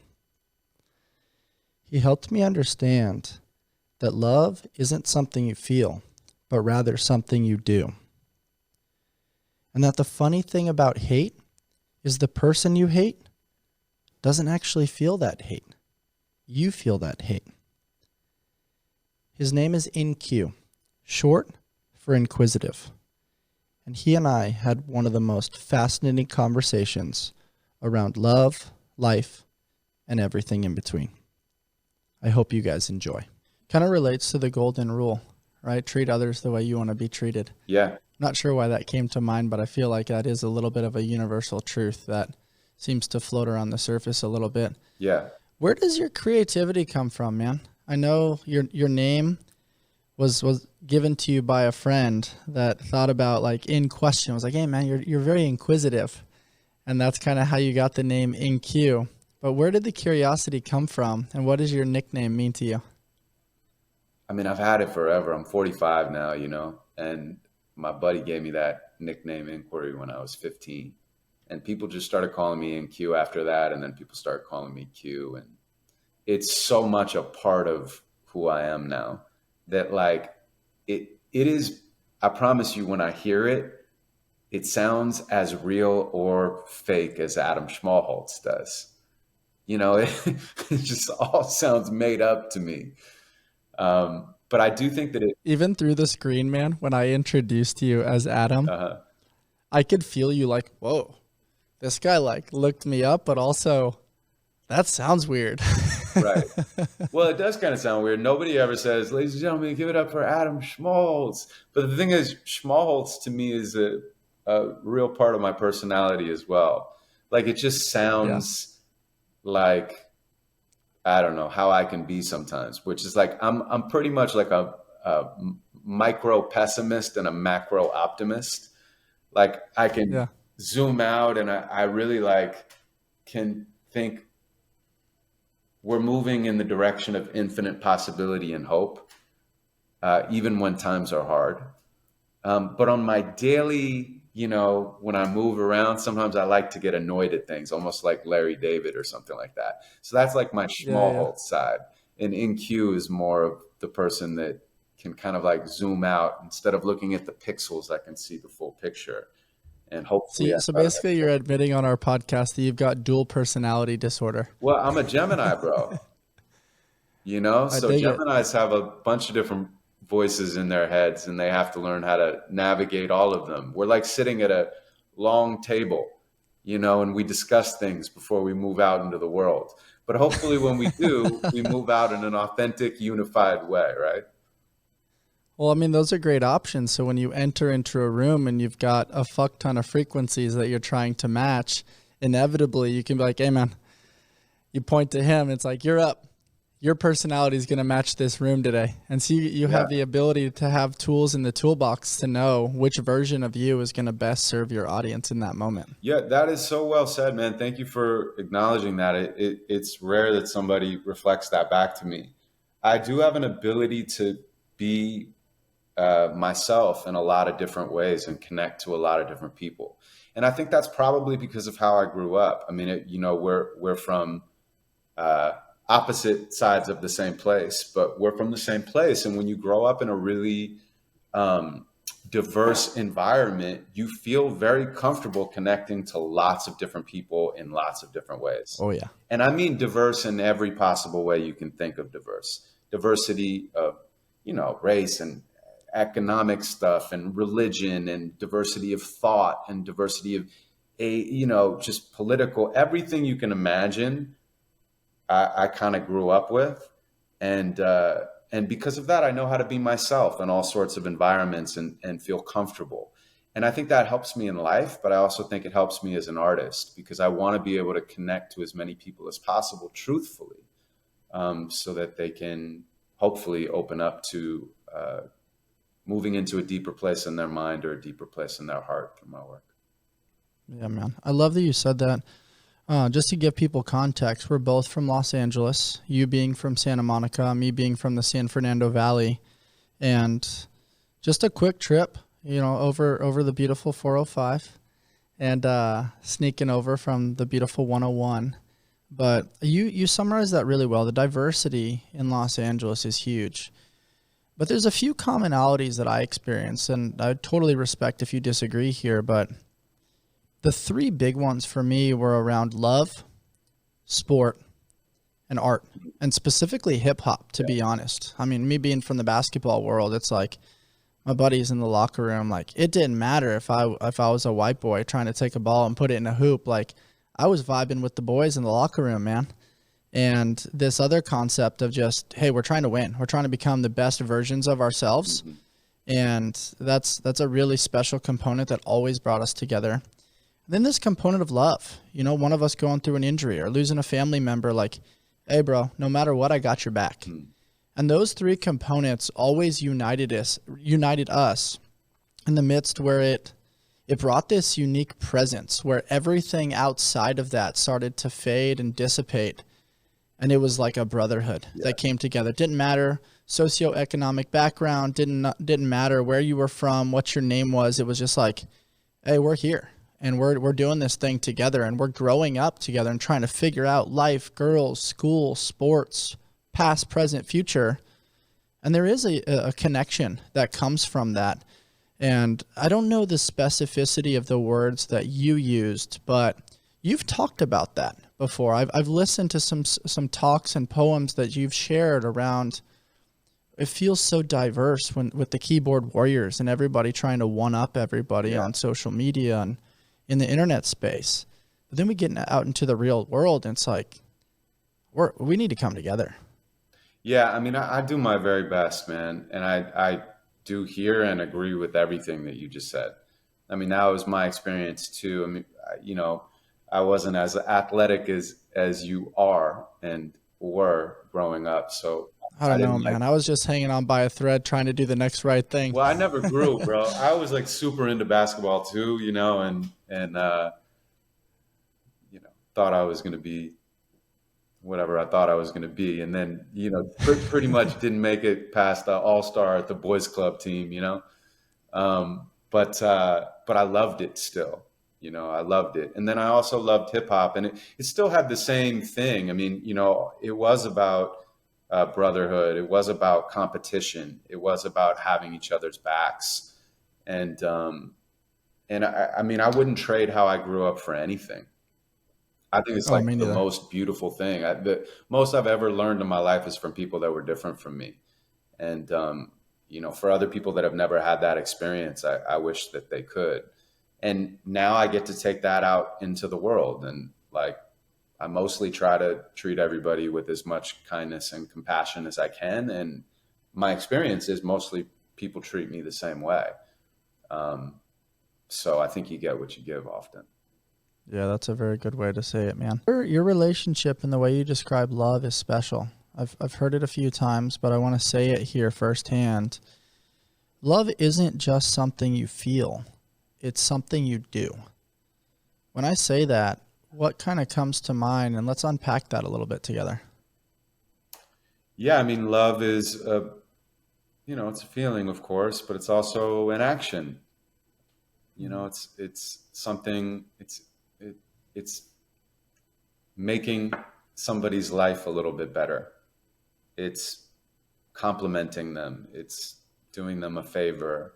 It's seeing them and also being seen, and being willing to have real love means you are willing to risk it all because it's worth it to show up as your authentic self over and over and over again, and keep trying when it doesn't feel good, so that once again it can feel effortless.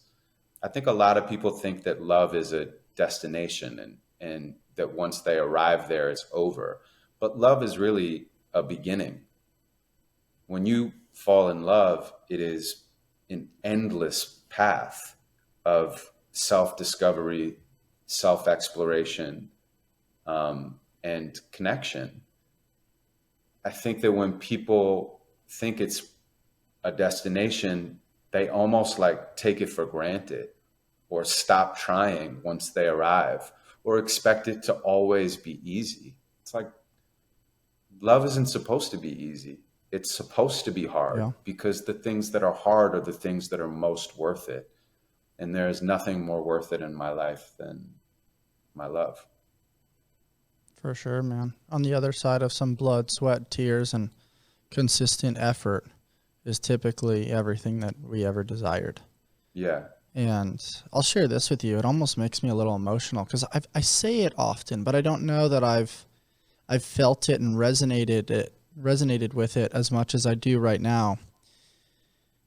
I think in the final 3 sentences of my father being alive, he held my hand and he looked me in the eyes, and he couldn't speak loudly, but he whispered, "Always be dating." And that was such a profound thing that I'm not sure I actually totally understood it until now. You defining that as love isn't something you feel, it's something you do.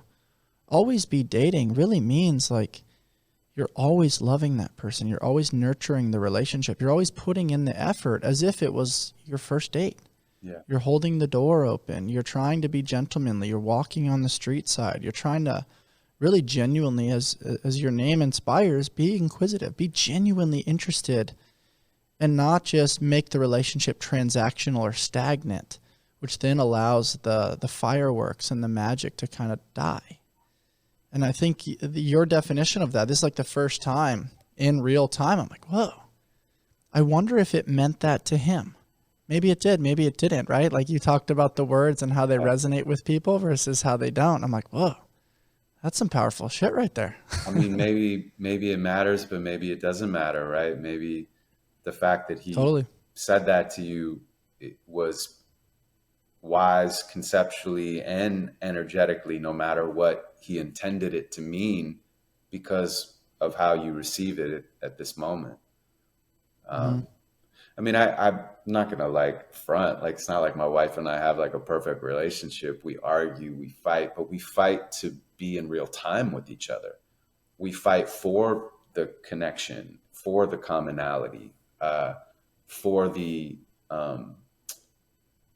truth, so that we never build like resentment, because we're always like present with each other. And there's nothing more important in my life. I assume that when we have kids, it would be a deeper love beyond my imagination. But I think that having a primary relationship can anchor you to the world. And like, that's very beautiful. To use your father's words, to always be dating, to always be trying to discover who it is that you're with, is a really like noble approach, because like we're always discovering who we are. We're not like these calcified creatures. We're not totally stagnant. We're always growing, always changing, always learning, always expanding. And our partners are too. So it's like we have to continue to let them get to know us and get to know them. And hopefully we can grow on this journey together. Yeah, man. That's very well said. This is going to be hard for me. I've been nervous to do this, but I've got to do it. One of my favorite poems that you've ever wrote is 85. Yeah. And it very much relates to this concept of love. I'm going to give my stab at it. I won't read the whole thing, but I'll read. Do you want me to read most of it? Yeah, let's do that. Would you prefer if I read it? If you want to read it, I start? I would love to hear I'll start, and then you take over. We'll do it together. That sounds good. We'll do a collab. I love that. You ready? Yeah, you look at me when you're ready. You pass it off whenever you feel. Okay. I want to fall in love at 85. Go on shuffleboard dates and dance to hip hop from 95. Our song would be Staying Alive, but only for the message. Otherwise, we'd keep away from disco. It's depressing. We'd rock matching tracksuits and rope gold chains. We'd look like Run DMC, but in their old age. We'd take aerobics class and wear bifocal glasses. And eat at IHOP and hold hands at Sunday masses. And when it comes to the bedroom, well, nothing much would happen in the bedroom because we're 85. But we would still be down to take a walk or to take a drive or sit and talk and have a drink and watch the passers-by and ask each other why and how and who and where and when. And then we'd laugh and cry again about the people we had been. And I would touch your withered skin and comment on how thin it is to keep in something infinite. And she would smile, sweet and blush, then tell me that I think too much. She's right, I think too much. It's always been a problem. But then again, that's how I made my green like the goblin. When I was in my 20s, I was eating top ramen, counting up my pennies, saving up to go food shopping. But now I'm 85, and somehow I feel more alive. I turn my hearing aid up and bump Jurassic 5. I read the sports page while she peruses classifieds. We like antique stores, garage sales, and barter buys. And when it comes to the bedroom, well, hopefully, every once in a while, she lets me knock her boots into the floral patterns of our bedpost, then hold her head close like death isn't chasing us, planning on erasing us and replacing us with better versions of us, reshaping us, remaking us, then recreating us with new identities so we can make new memories. Hush, little baby. Learn to walk and talk and think and lie and feel and fight and love and die and never get the answers why. She dips a joint of grass and wheatgrass and we get high. Her hair is silver as the moon in the San Diego sky. We still pop pills, but it's not the Xanax anymore. Whenever we can't sleep, we listen to the ocean floor. She got a sound of the CCD for me from the Brookstone store. And ever since, I've been snoring like a really good metaphor for snoring. Sorry, I go blank sometimes. What? I'm 85. I'm not complaining. I'm just happy that I'm still alive and happy that I have my better half by my side, super fly. She doesn't look a day over 75. Whew. When I first saw her, I was totally in awe. She was classical, so I was like, yo, yo, ma. And that was all it took.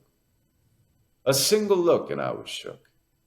I fell for her like some loose shingles from our Spanish roof, and I'm a lover till she loses every last root and has to glue dentures to her gums to chew solid food. Ooh, now that's real love, dude. That's some push comes to shove, love. Not when it's convenient, love. Hospital bed, love. Feed her ice chips, love. Never leave the room, love. Sleeping in the chair, love. Pray to up above, love. Have to pull the plug. Miss her in my bones, love. Everything about her love die within a month, love. Can't live without her love. Love. The only reason that we are alive. And none of us should have to wait until we're 85.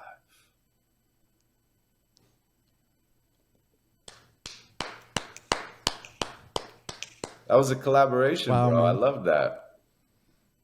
That was really cool. That got me man. fired up, man. That your ability to elongate certain vowels and consonants, add in such appropriate pauses, and then also have some of the subtleties that just they add the nice rhythm. They convey the point to really allow you to feel it in between your ears and your soul and your heart. And you definitely have a gift, man. And it's cool to be a part of that and share that with our audience today. That was really special. Thank you. Yeah, thanks for reading it, and thanks for all the kind words. You know, like when I was kind of like younger, I've been doing this so long. I mean, literally since I was 14 or 15. So it's like the longest relationship of my life, writing and performing. And my relationship with writing and performing has changed so much over the many seasons, all the people that I've been throughout my life. But one thing that has always been solid is I always try to create from a place of immediate truth. And one thing that I learned along the way is that I was trying to use big words to express these big truths. and they were actually Yeah. just getting in the way of the communication of what the poem wanted to say. So I stopped doing that. I stopped trying to sound smart or deep or philosophical, and I just started trying to express whatever the simplest version of what I wanted to say was. And Yeah. and so I love playing with these poems, and you know, they sound different even over time. That's rad, man. I mean, simplicity really is the ultimate sophistication, and being able to communicate to, you know, somewhere between that like 3rd and 5th grade level, I think resonates with most people. What is it about the rhyming, right? Like sometimes you're able to make it rhyme, sometimes not, but you find a way to make it work no matter what. Is that something that was very calculated early on? Did that come about later on in the developments of your craft, or what is that? What role does the rhyming play? I mean, I started out rapping, and I was very serious about that. It's like weird for a 45-year-old man to say that, but at the time, you know, that was what I thought I was going to do forever. And when I was 19, I wound up in an open mic for poets in LA called the Poetry Lounge, which still exists, and it's one of the biggest open mics in the country. And I started doing my rapping a cappella, and people responded. And so I think that the rhyming was always the foundation of any way that I was trying to communicate art into the world. And it's so second nature to me now. It helps my memorization. It also gives me almost like railroad tracks, even though I don't know where the train is going exactly. I just kind of like do them one at a time, and it tells me where it wants to go. So oftentimes I'm surprised in the end. Like when I wrote that piece, I didn't know that it was going to end that way. It wasn't something that I had intended from the beginning. And as I was writing it, I got emotional in the end because I was surprised. And I think there's something kind of beautiful about that self-discovery in real time, because hopefully it allows the audience to be surprised as well, rather than it being overly strategic or having an agenda from the beginning. Yeah, that better helps me understand your creative flow a little bit, and understand how you're able to find your way. Like even when I podcast, like I don't sit with like 15 questions. I got to ask these to the guest. It's kind of like flowing with the conversation and seeing and maybe having a few bullet points, but being able to access those based on the intuition. And I like that the rhyming component is a key part there. What does your creative flow look like? Like, how do you get yourself into the state to be able to access that level of flow? Is it working out? Is it certain ambiance type music or a place that you go to begin your writing craft? And then how do you funnel that towards the memorization and the ability to articulate at a frequency that's then going to be delivered on a big stage? It's a good question.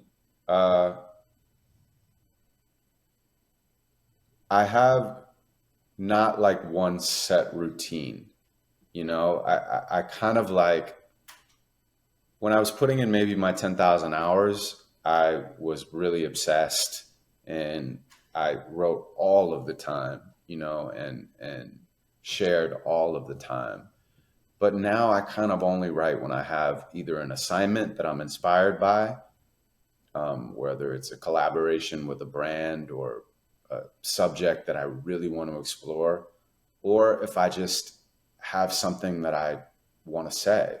You know, I try to pay attention to when I'm inspired or when I'm moved or when I'm pissed off. And if something stands out in reality, I can kind of like, you know, take it and put it into my phone. And then I can go back to it at any point because it's already started in the truth. And so the rest of the piece will almost write itself if I give it enough time and space, because it started in a place that was already real. Rather than me going like, what do I think the audience wants to hear? Oh, very well said. Yeah, because I think that would get me in a place of like, I would start to want to be validated or valued while I was creating the piece, rather than just having a conversation with me and my higher self, which is mostly what I think I'm it takes a level of maturity to get to that though, right? Like in the beginning, you know, in order to get the recognition to pursue what you really want to pursue, you kind of have to do that in the onset. And then over the course of reps and time and energy, you're like, whoa, I don't actually want to be owned by somebody else's headspace or Right. seek the validation of other people. I actually want to do this because it's what I want to do. This is what lights my heart on fire. Now I'm going to be able to share this intrinsic motivating art with the world in a way that I think is going to be more unique and full of all of the wonder and curiosity that I possess about these unique subjects, as opposed to, hey, I'm trying to do this so I can be liked or validated, which maybe that works for a small amount of time, but that doesn't work long term, and in my opinion really leads to burnout probably. Yeah, I completely agree. I think it could be applied to any area of your life. I mean, look, I think that it's one of those things, what gets you here won't get you there. You know, there are things that can get you to a place of success in life. But if you maintain that space of, I don't know, that space or that fuel for your engine to try to go somewhere else, you're never going to get anywhere else. And you will burn out in some form or fashion. But like, I think some of the best things in life actually don't come from the friction of trying to prove something to someone else. It's really trying to prove something to yourself, or just following your own enthusiasm or your own curiosity or your own bliss or even your own obsession. You know, obsession has pain in it, but it turns pain into purpose. It's the process of alchemy. Art is the process of alchemy. You know, probably you would say what you do with CrossFit or creating the space for other people to channel that energy into something beautiful, to build something up in their lives, self-confidence, health, mental, emotional, physical, spiritual health, and then to echo that out into their lives, in their smaller circles and in their community, and even in their work. You know, I think, I'm excited to continue to use that fuel at this stage in my life, because I don't know exactly where I want to go next, but I know if I keep checking in with myself and I know where I am now, wherever I go next will be a ripple from where I am now, which is, you know, the truth. I love those lenses, because sometimes we're in pursuit of like trying to follow the path that's already been laid. But for someone like you, it's very much like, don't go where the path may lead, go instead where there is no path and leave a trail. And what's unique about that is like you're operating with a machete, and some people might be chaotic and robust and really aggressive with that. And then some people might like tinker periodically and be like, hey, I'm curious, where is this going to take me? Right. But this intrinsic confidence of knowing that wherever you end up, you're going to figure it out. You're going to be okay. That's fucking cool to me, man. Because so many people are afraid of the uncertainty. Hey, what's on the other side of that ridge? I've never seen that before. I don't really know. But that intuition and knowing, hey, when I get there, it's a new experience. I'm experiencing life. I'm living life. I'm very curious what's over there. And when I get there, I'm going to make new friends. I'm going to see new things. And I know I'm going to be able to figure out, because I have a proven track record that I've figured it out time and time again.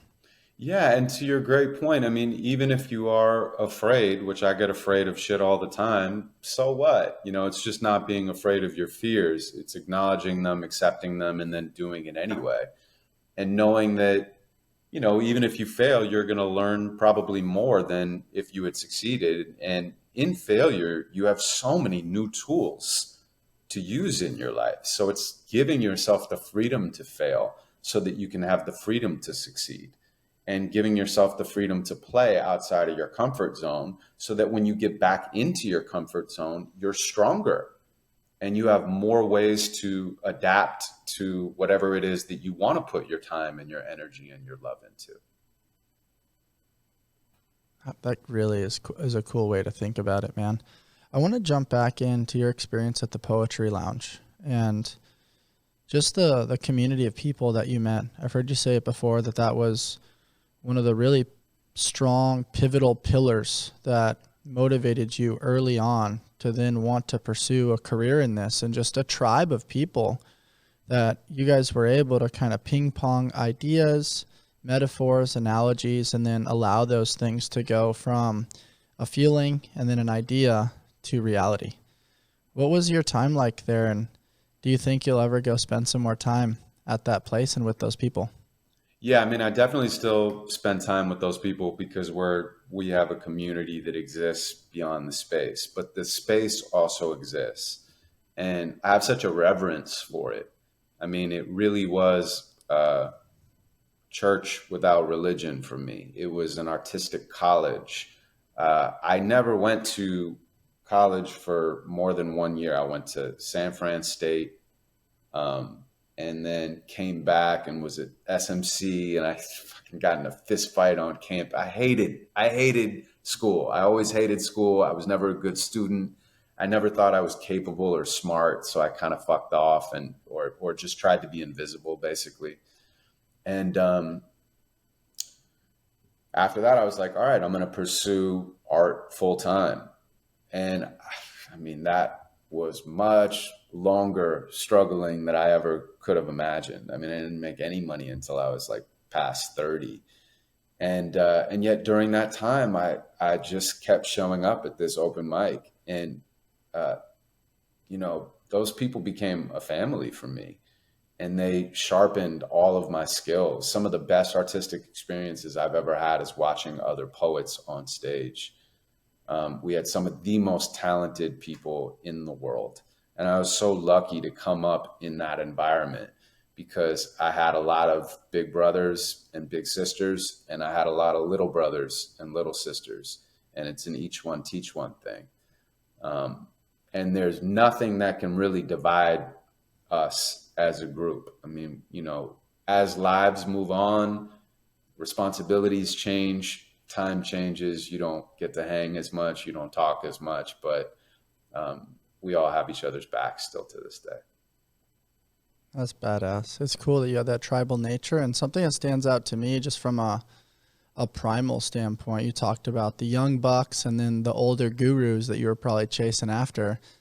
That's such a great place to be because you don't want the young guys to catch you. And Right. You also are chasing the guys that have been around the block a few times more than you, and you're trying to get those reps to catch their level of success. And that's the sweet spot of success. When you're at the top, it's a little bit harder because you can develop that level of complacency. You might be making a few bucks, you might have a little notoriety, you might have lost that chip a little bit on your shoulder. And it sounds like you positioned yourself not just in a place where everybody had each other's back, but there was this little bit of competitive edge that when you guys 100%. stepped up to the mic, it's like, hey, I'm about to blow this out of the water. We all had that, and it was very competitive, like sports. I mean, we all supported each other, but we definitely all wanted to one up each other as we supported each other.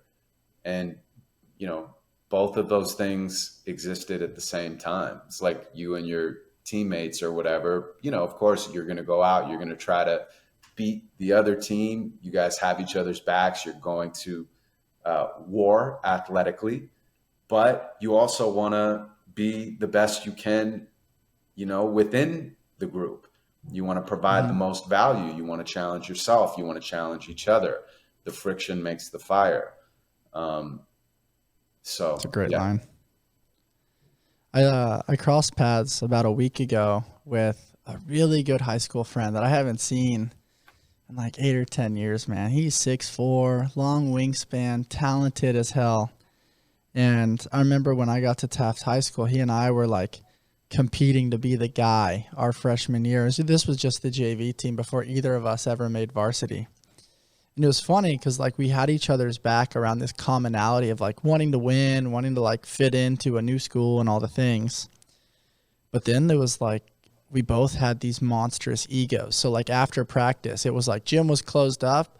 We go to the back where there was just like a whole slew of basketball hoops with chain nets. And we're just playing one-on-one over and over again. Bloody knees, like you lay it up or try to dunk, your fingers getting stuck in the chain net, your fingers are bleeding. We're talking all kinds of smack to each other. But now he's one of my best friends, dude. That's so cool. And like, we don't even talk basketball anymore. We just look back to some of those days, and it's just the epitome of what you said. Like when you go through struggles and there's this strong level of respect, it's like now I see him and the hug's a little bit longer. The conversations are a little bit deeper. There's always conversation around, hey, how's your well-being? How's your health? You doing good? Like, what's your family like? And those are the deep, meaningful relationships, man, that we take to our grave. Yeah. You know, it's not always the thing. You might not even remember half the performances you gave, but you remember those relationships and those battles.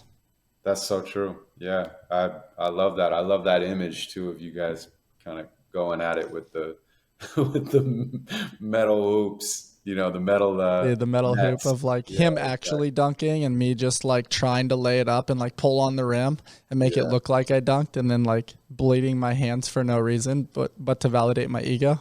Good times. Man, I love basketball so much, man. You know, it just must have been cool to keep playing at such a high level like that. That's something I really admire and respect. You know, it's interesting when I unpack basketball and I look back, and I say this often, but it's a mystery looking forward and it's science looking back. And it's like when you're young, you're like the guy, you're trying to do everything, and you move up and maybe you're the guy for a little bit longer, but it's like you start looking at it through a different set of lenses, and you're like, all right, what can I really do better than other people? And what kind of things do I really struggle at? And it's like striving to elevate some of your weaknesses while simultaneously being like, hey, I'm not giving up these strengths. And it's this constant push and pull battle to think, how do I fit? Okay, if I can, take more charges or play better help side or communicate better or wave my towel and be energy on the bench, like whatever the role is, in the words of Elon Musk, man, I just wanted to be useful. And so I think that's what allowed me to kind of hang on a little bit longer than most, was that I didn't hold on to the ego of like, hey, this is my role. I'm supposed to be the guy at every level that I play. It's like there's 450 jobs in the NBA. Unfortunately, I never made it to that level. A lot of my really good friends did, and I love those guys. But if you're going to continue to play this game, when you look back at every single role player in the NBA, man, these guys average 30 or 40 points a game.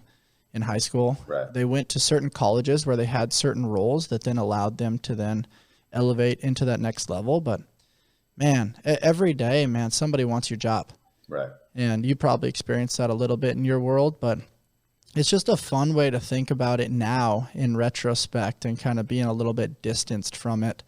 But at the time, it was a cool experience just to think, okay, like these other guys probably are better than me, but they're not willing to surrender to that role. And that role is what's needed on the team right now. And that's what's going to get me on the court. Cool. I'm going to do that thing. Yeah. I mean, the thing about sports that I so deeply admire and respect is that the structure doesn't allow for victimhood in any way, shape, or form. And that's so awesome when you're taught that as a young person, when you're taught to not make excuses and to show up for each other and to sacrifice, and that hard work leads to results, and that when things don't work out, get back up and go even harder, to not feel sorry for yourself, to acknowledge your losses, but to know that you can rise again and win another day, that you can get better. And I think that there's certainly the shadow side of sports as well, but I'm not going to talk about that right now. I'm just going to talk about those things. I think those things, when those things show up in your life outside, it's so beneficial, because if you apply that thing to any other area, it is just such a strategy for success. And it's not something that I personally was taught. It's something that I had to kind of teach myself over a long period of time. And so, yeah, that's something that I look at when I think of like people who have sacrificed to be the best in sports, or just to be role players, but to do the absolute best they could in those roles. I know what it took to get there, both physically and mentally. Yeah, that's very true. It's just cool looking back at the pool of talent in the Los Angeles area all over. And like even the guys that don't make it, or, you know, eventually fall off, or something happens in their life circumstance where, you know, maybe they didn't end up on what society would define as success. Yeah. Man, when I look back, there was just so much talent. I mean, guys that were rapping in the locker room, guys that were really good with fashion and style, other guys that were really good at just creating community and vibing, other people that were the class clowns, that were comedians way before comedians were cool. Right. And then, you know, obviously you had the students and the rule followers, and everybody kind of fell into a category. But when you zoom out from that, the transferable skills and the value that all of these different jobs or titles or occupations or buckets rather can kind of add to the world, it's a very cool thing. And you're just constantly trying to level up without getting too distracted by the noise, because LA is very noisy, man. And Yeah. I didn't get to chat with you too much about it previously, but I want to touch on presence. You've said something before that was around the lines of presence kind of allows the past to go away and the future to disappear. Did I say that right? Is it something like that? Sounds good to me. I don't know if I said it, but it sounds good. What does presence mean to you?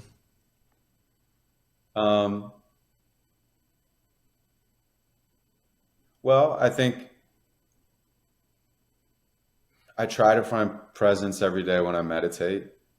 I don't always do the best job, but I do the job every day, or try to undo the job is probably a better way to say it. I try to not do anything, which is Right. hard It's not to always do. what we hold on to. It's what we learn to let go of. Yeah, yeah. You know, doing nothing is a really hard thing to do. But when I sit there and I forget about the things that I want to create in the future, and I let go of any regret from the past or anxiety that really isn't in the moment, you know, it's like either projected from the past or some sort of like expectation, you know, that's somewhere out there in the future.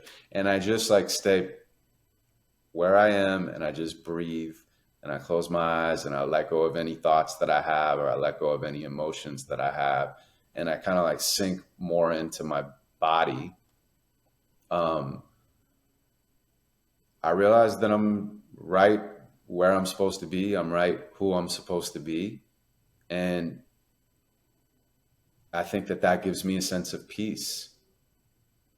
And I think that's very well said, man. I Yeah. think that the concept of presence, you do a very good job of it, especially when you're on stage. I learned this first by watching Jordan Peterson. I very much appreciate that you're comfortable in the pause. Even when I asked you this question about presence, there was a pause.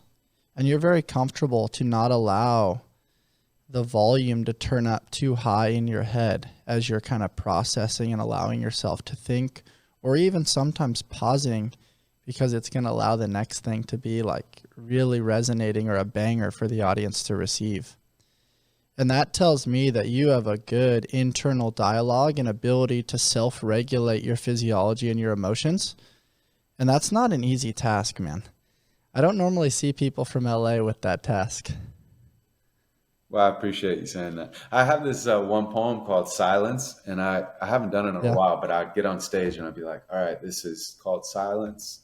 It took me my whole entire life to write this. It's probably my favorite poem. I rarely do it, but I'm going to do it for you right now.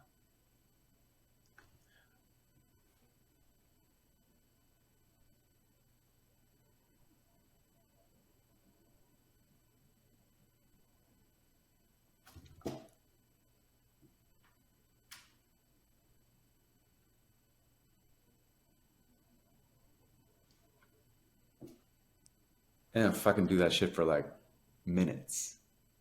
That's And awesome. what's happened, the audience would go through like these weird like reactions. Like at the first, they would just sit there and or maybe they start to laugh, you know, and then it gets quiet again, and then somebody starts to laugh, and then people start getting uncomfortable, and then sometimes people start crying, which is super deep, just to fucking be with a group of people and just be quiet. You know, it really is very hard to not do anything. Mm-hmm. It's hard to not do I will anything say because though, you have like to be, so much of communication is nonverbal, yeah, and like observing, like you're so good at like dramatically expressing unique emotions without words. And so in my observation, watching you there, I actually just experienced this in a somatic therapy session and then simultaneously was talking about it with a buddy. You exemplified like a like screaming at the top of your lungs. When was the last time, for our listeners, when was the last time any of you did that? Let it all out at the top of your lungs and just went for it. Whether it was a roar, whether it was a cry, but just boom, let all that air that's trapped inside of you, just let it out. And then you showed some crying, you showed some laughter, you showed some smirking, and then like the way you navigated your headspace and your body language. I'm taking all those in, and like partially it's humor, because some people will be listening to this on Apple or Spotify, not see it. So I'm like, oh, that's going to be great. They're like, what's going on? But then also simultaneously, it just shows like you really understand the art of communication. yeah. I mean, I'm the first person in my audience, you know. There's some things that I write, I just always give myself the freedom to never share everything. You know, some things I write, I never ever show him. Like they're just for me. And when I do that, I know that when I'm finished with them, they're true, you know, and when they're true, then I decide, okay, is this the type of thing that I want to share with other people? Do I want to share it in a year? Do I never want anyone to hear it?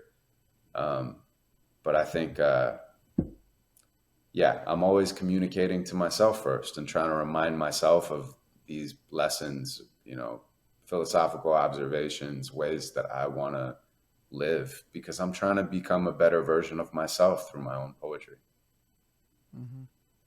I really love that line. I am my first audience. That's good stuff, and hopefully grants people the permission to be more vulnerable, knowing that what they put down on paper, or even if they make a video on their phone, they have the power to choose if they actually want to share that. But it's still an outlet to get those things out of their headspace and out of their body and into the world, and then they can choose what they do with it after that.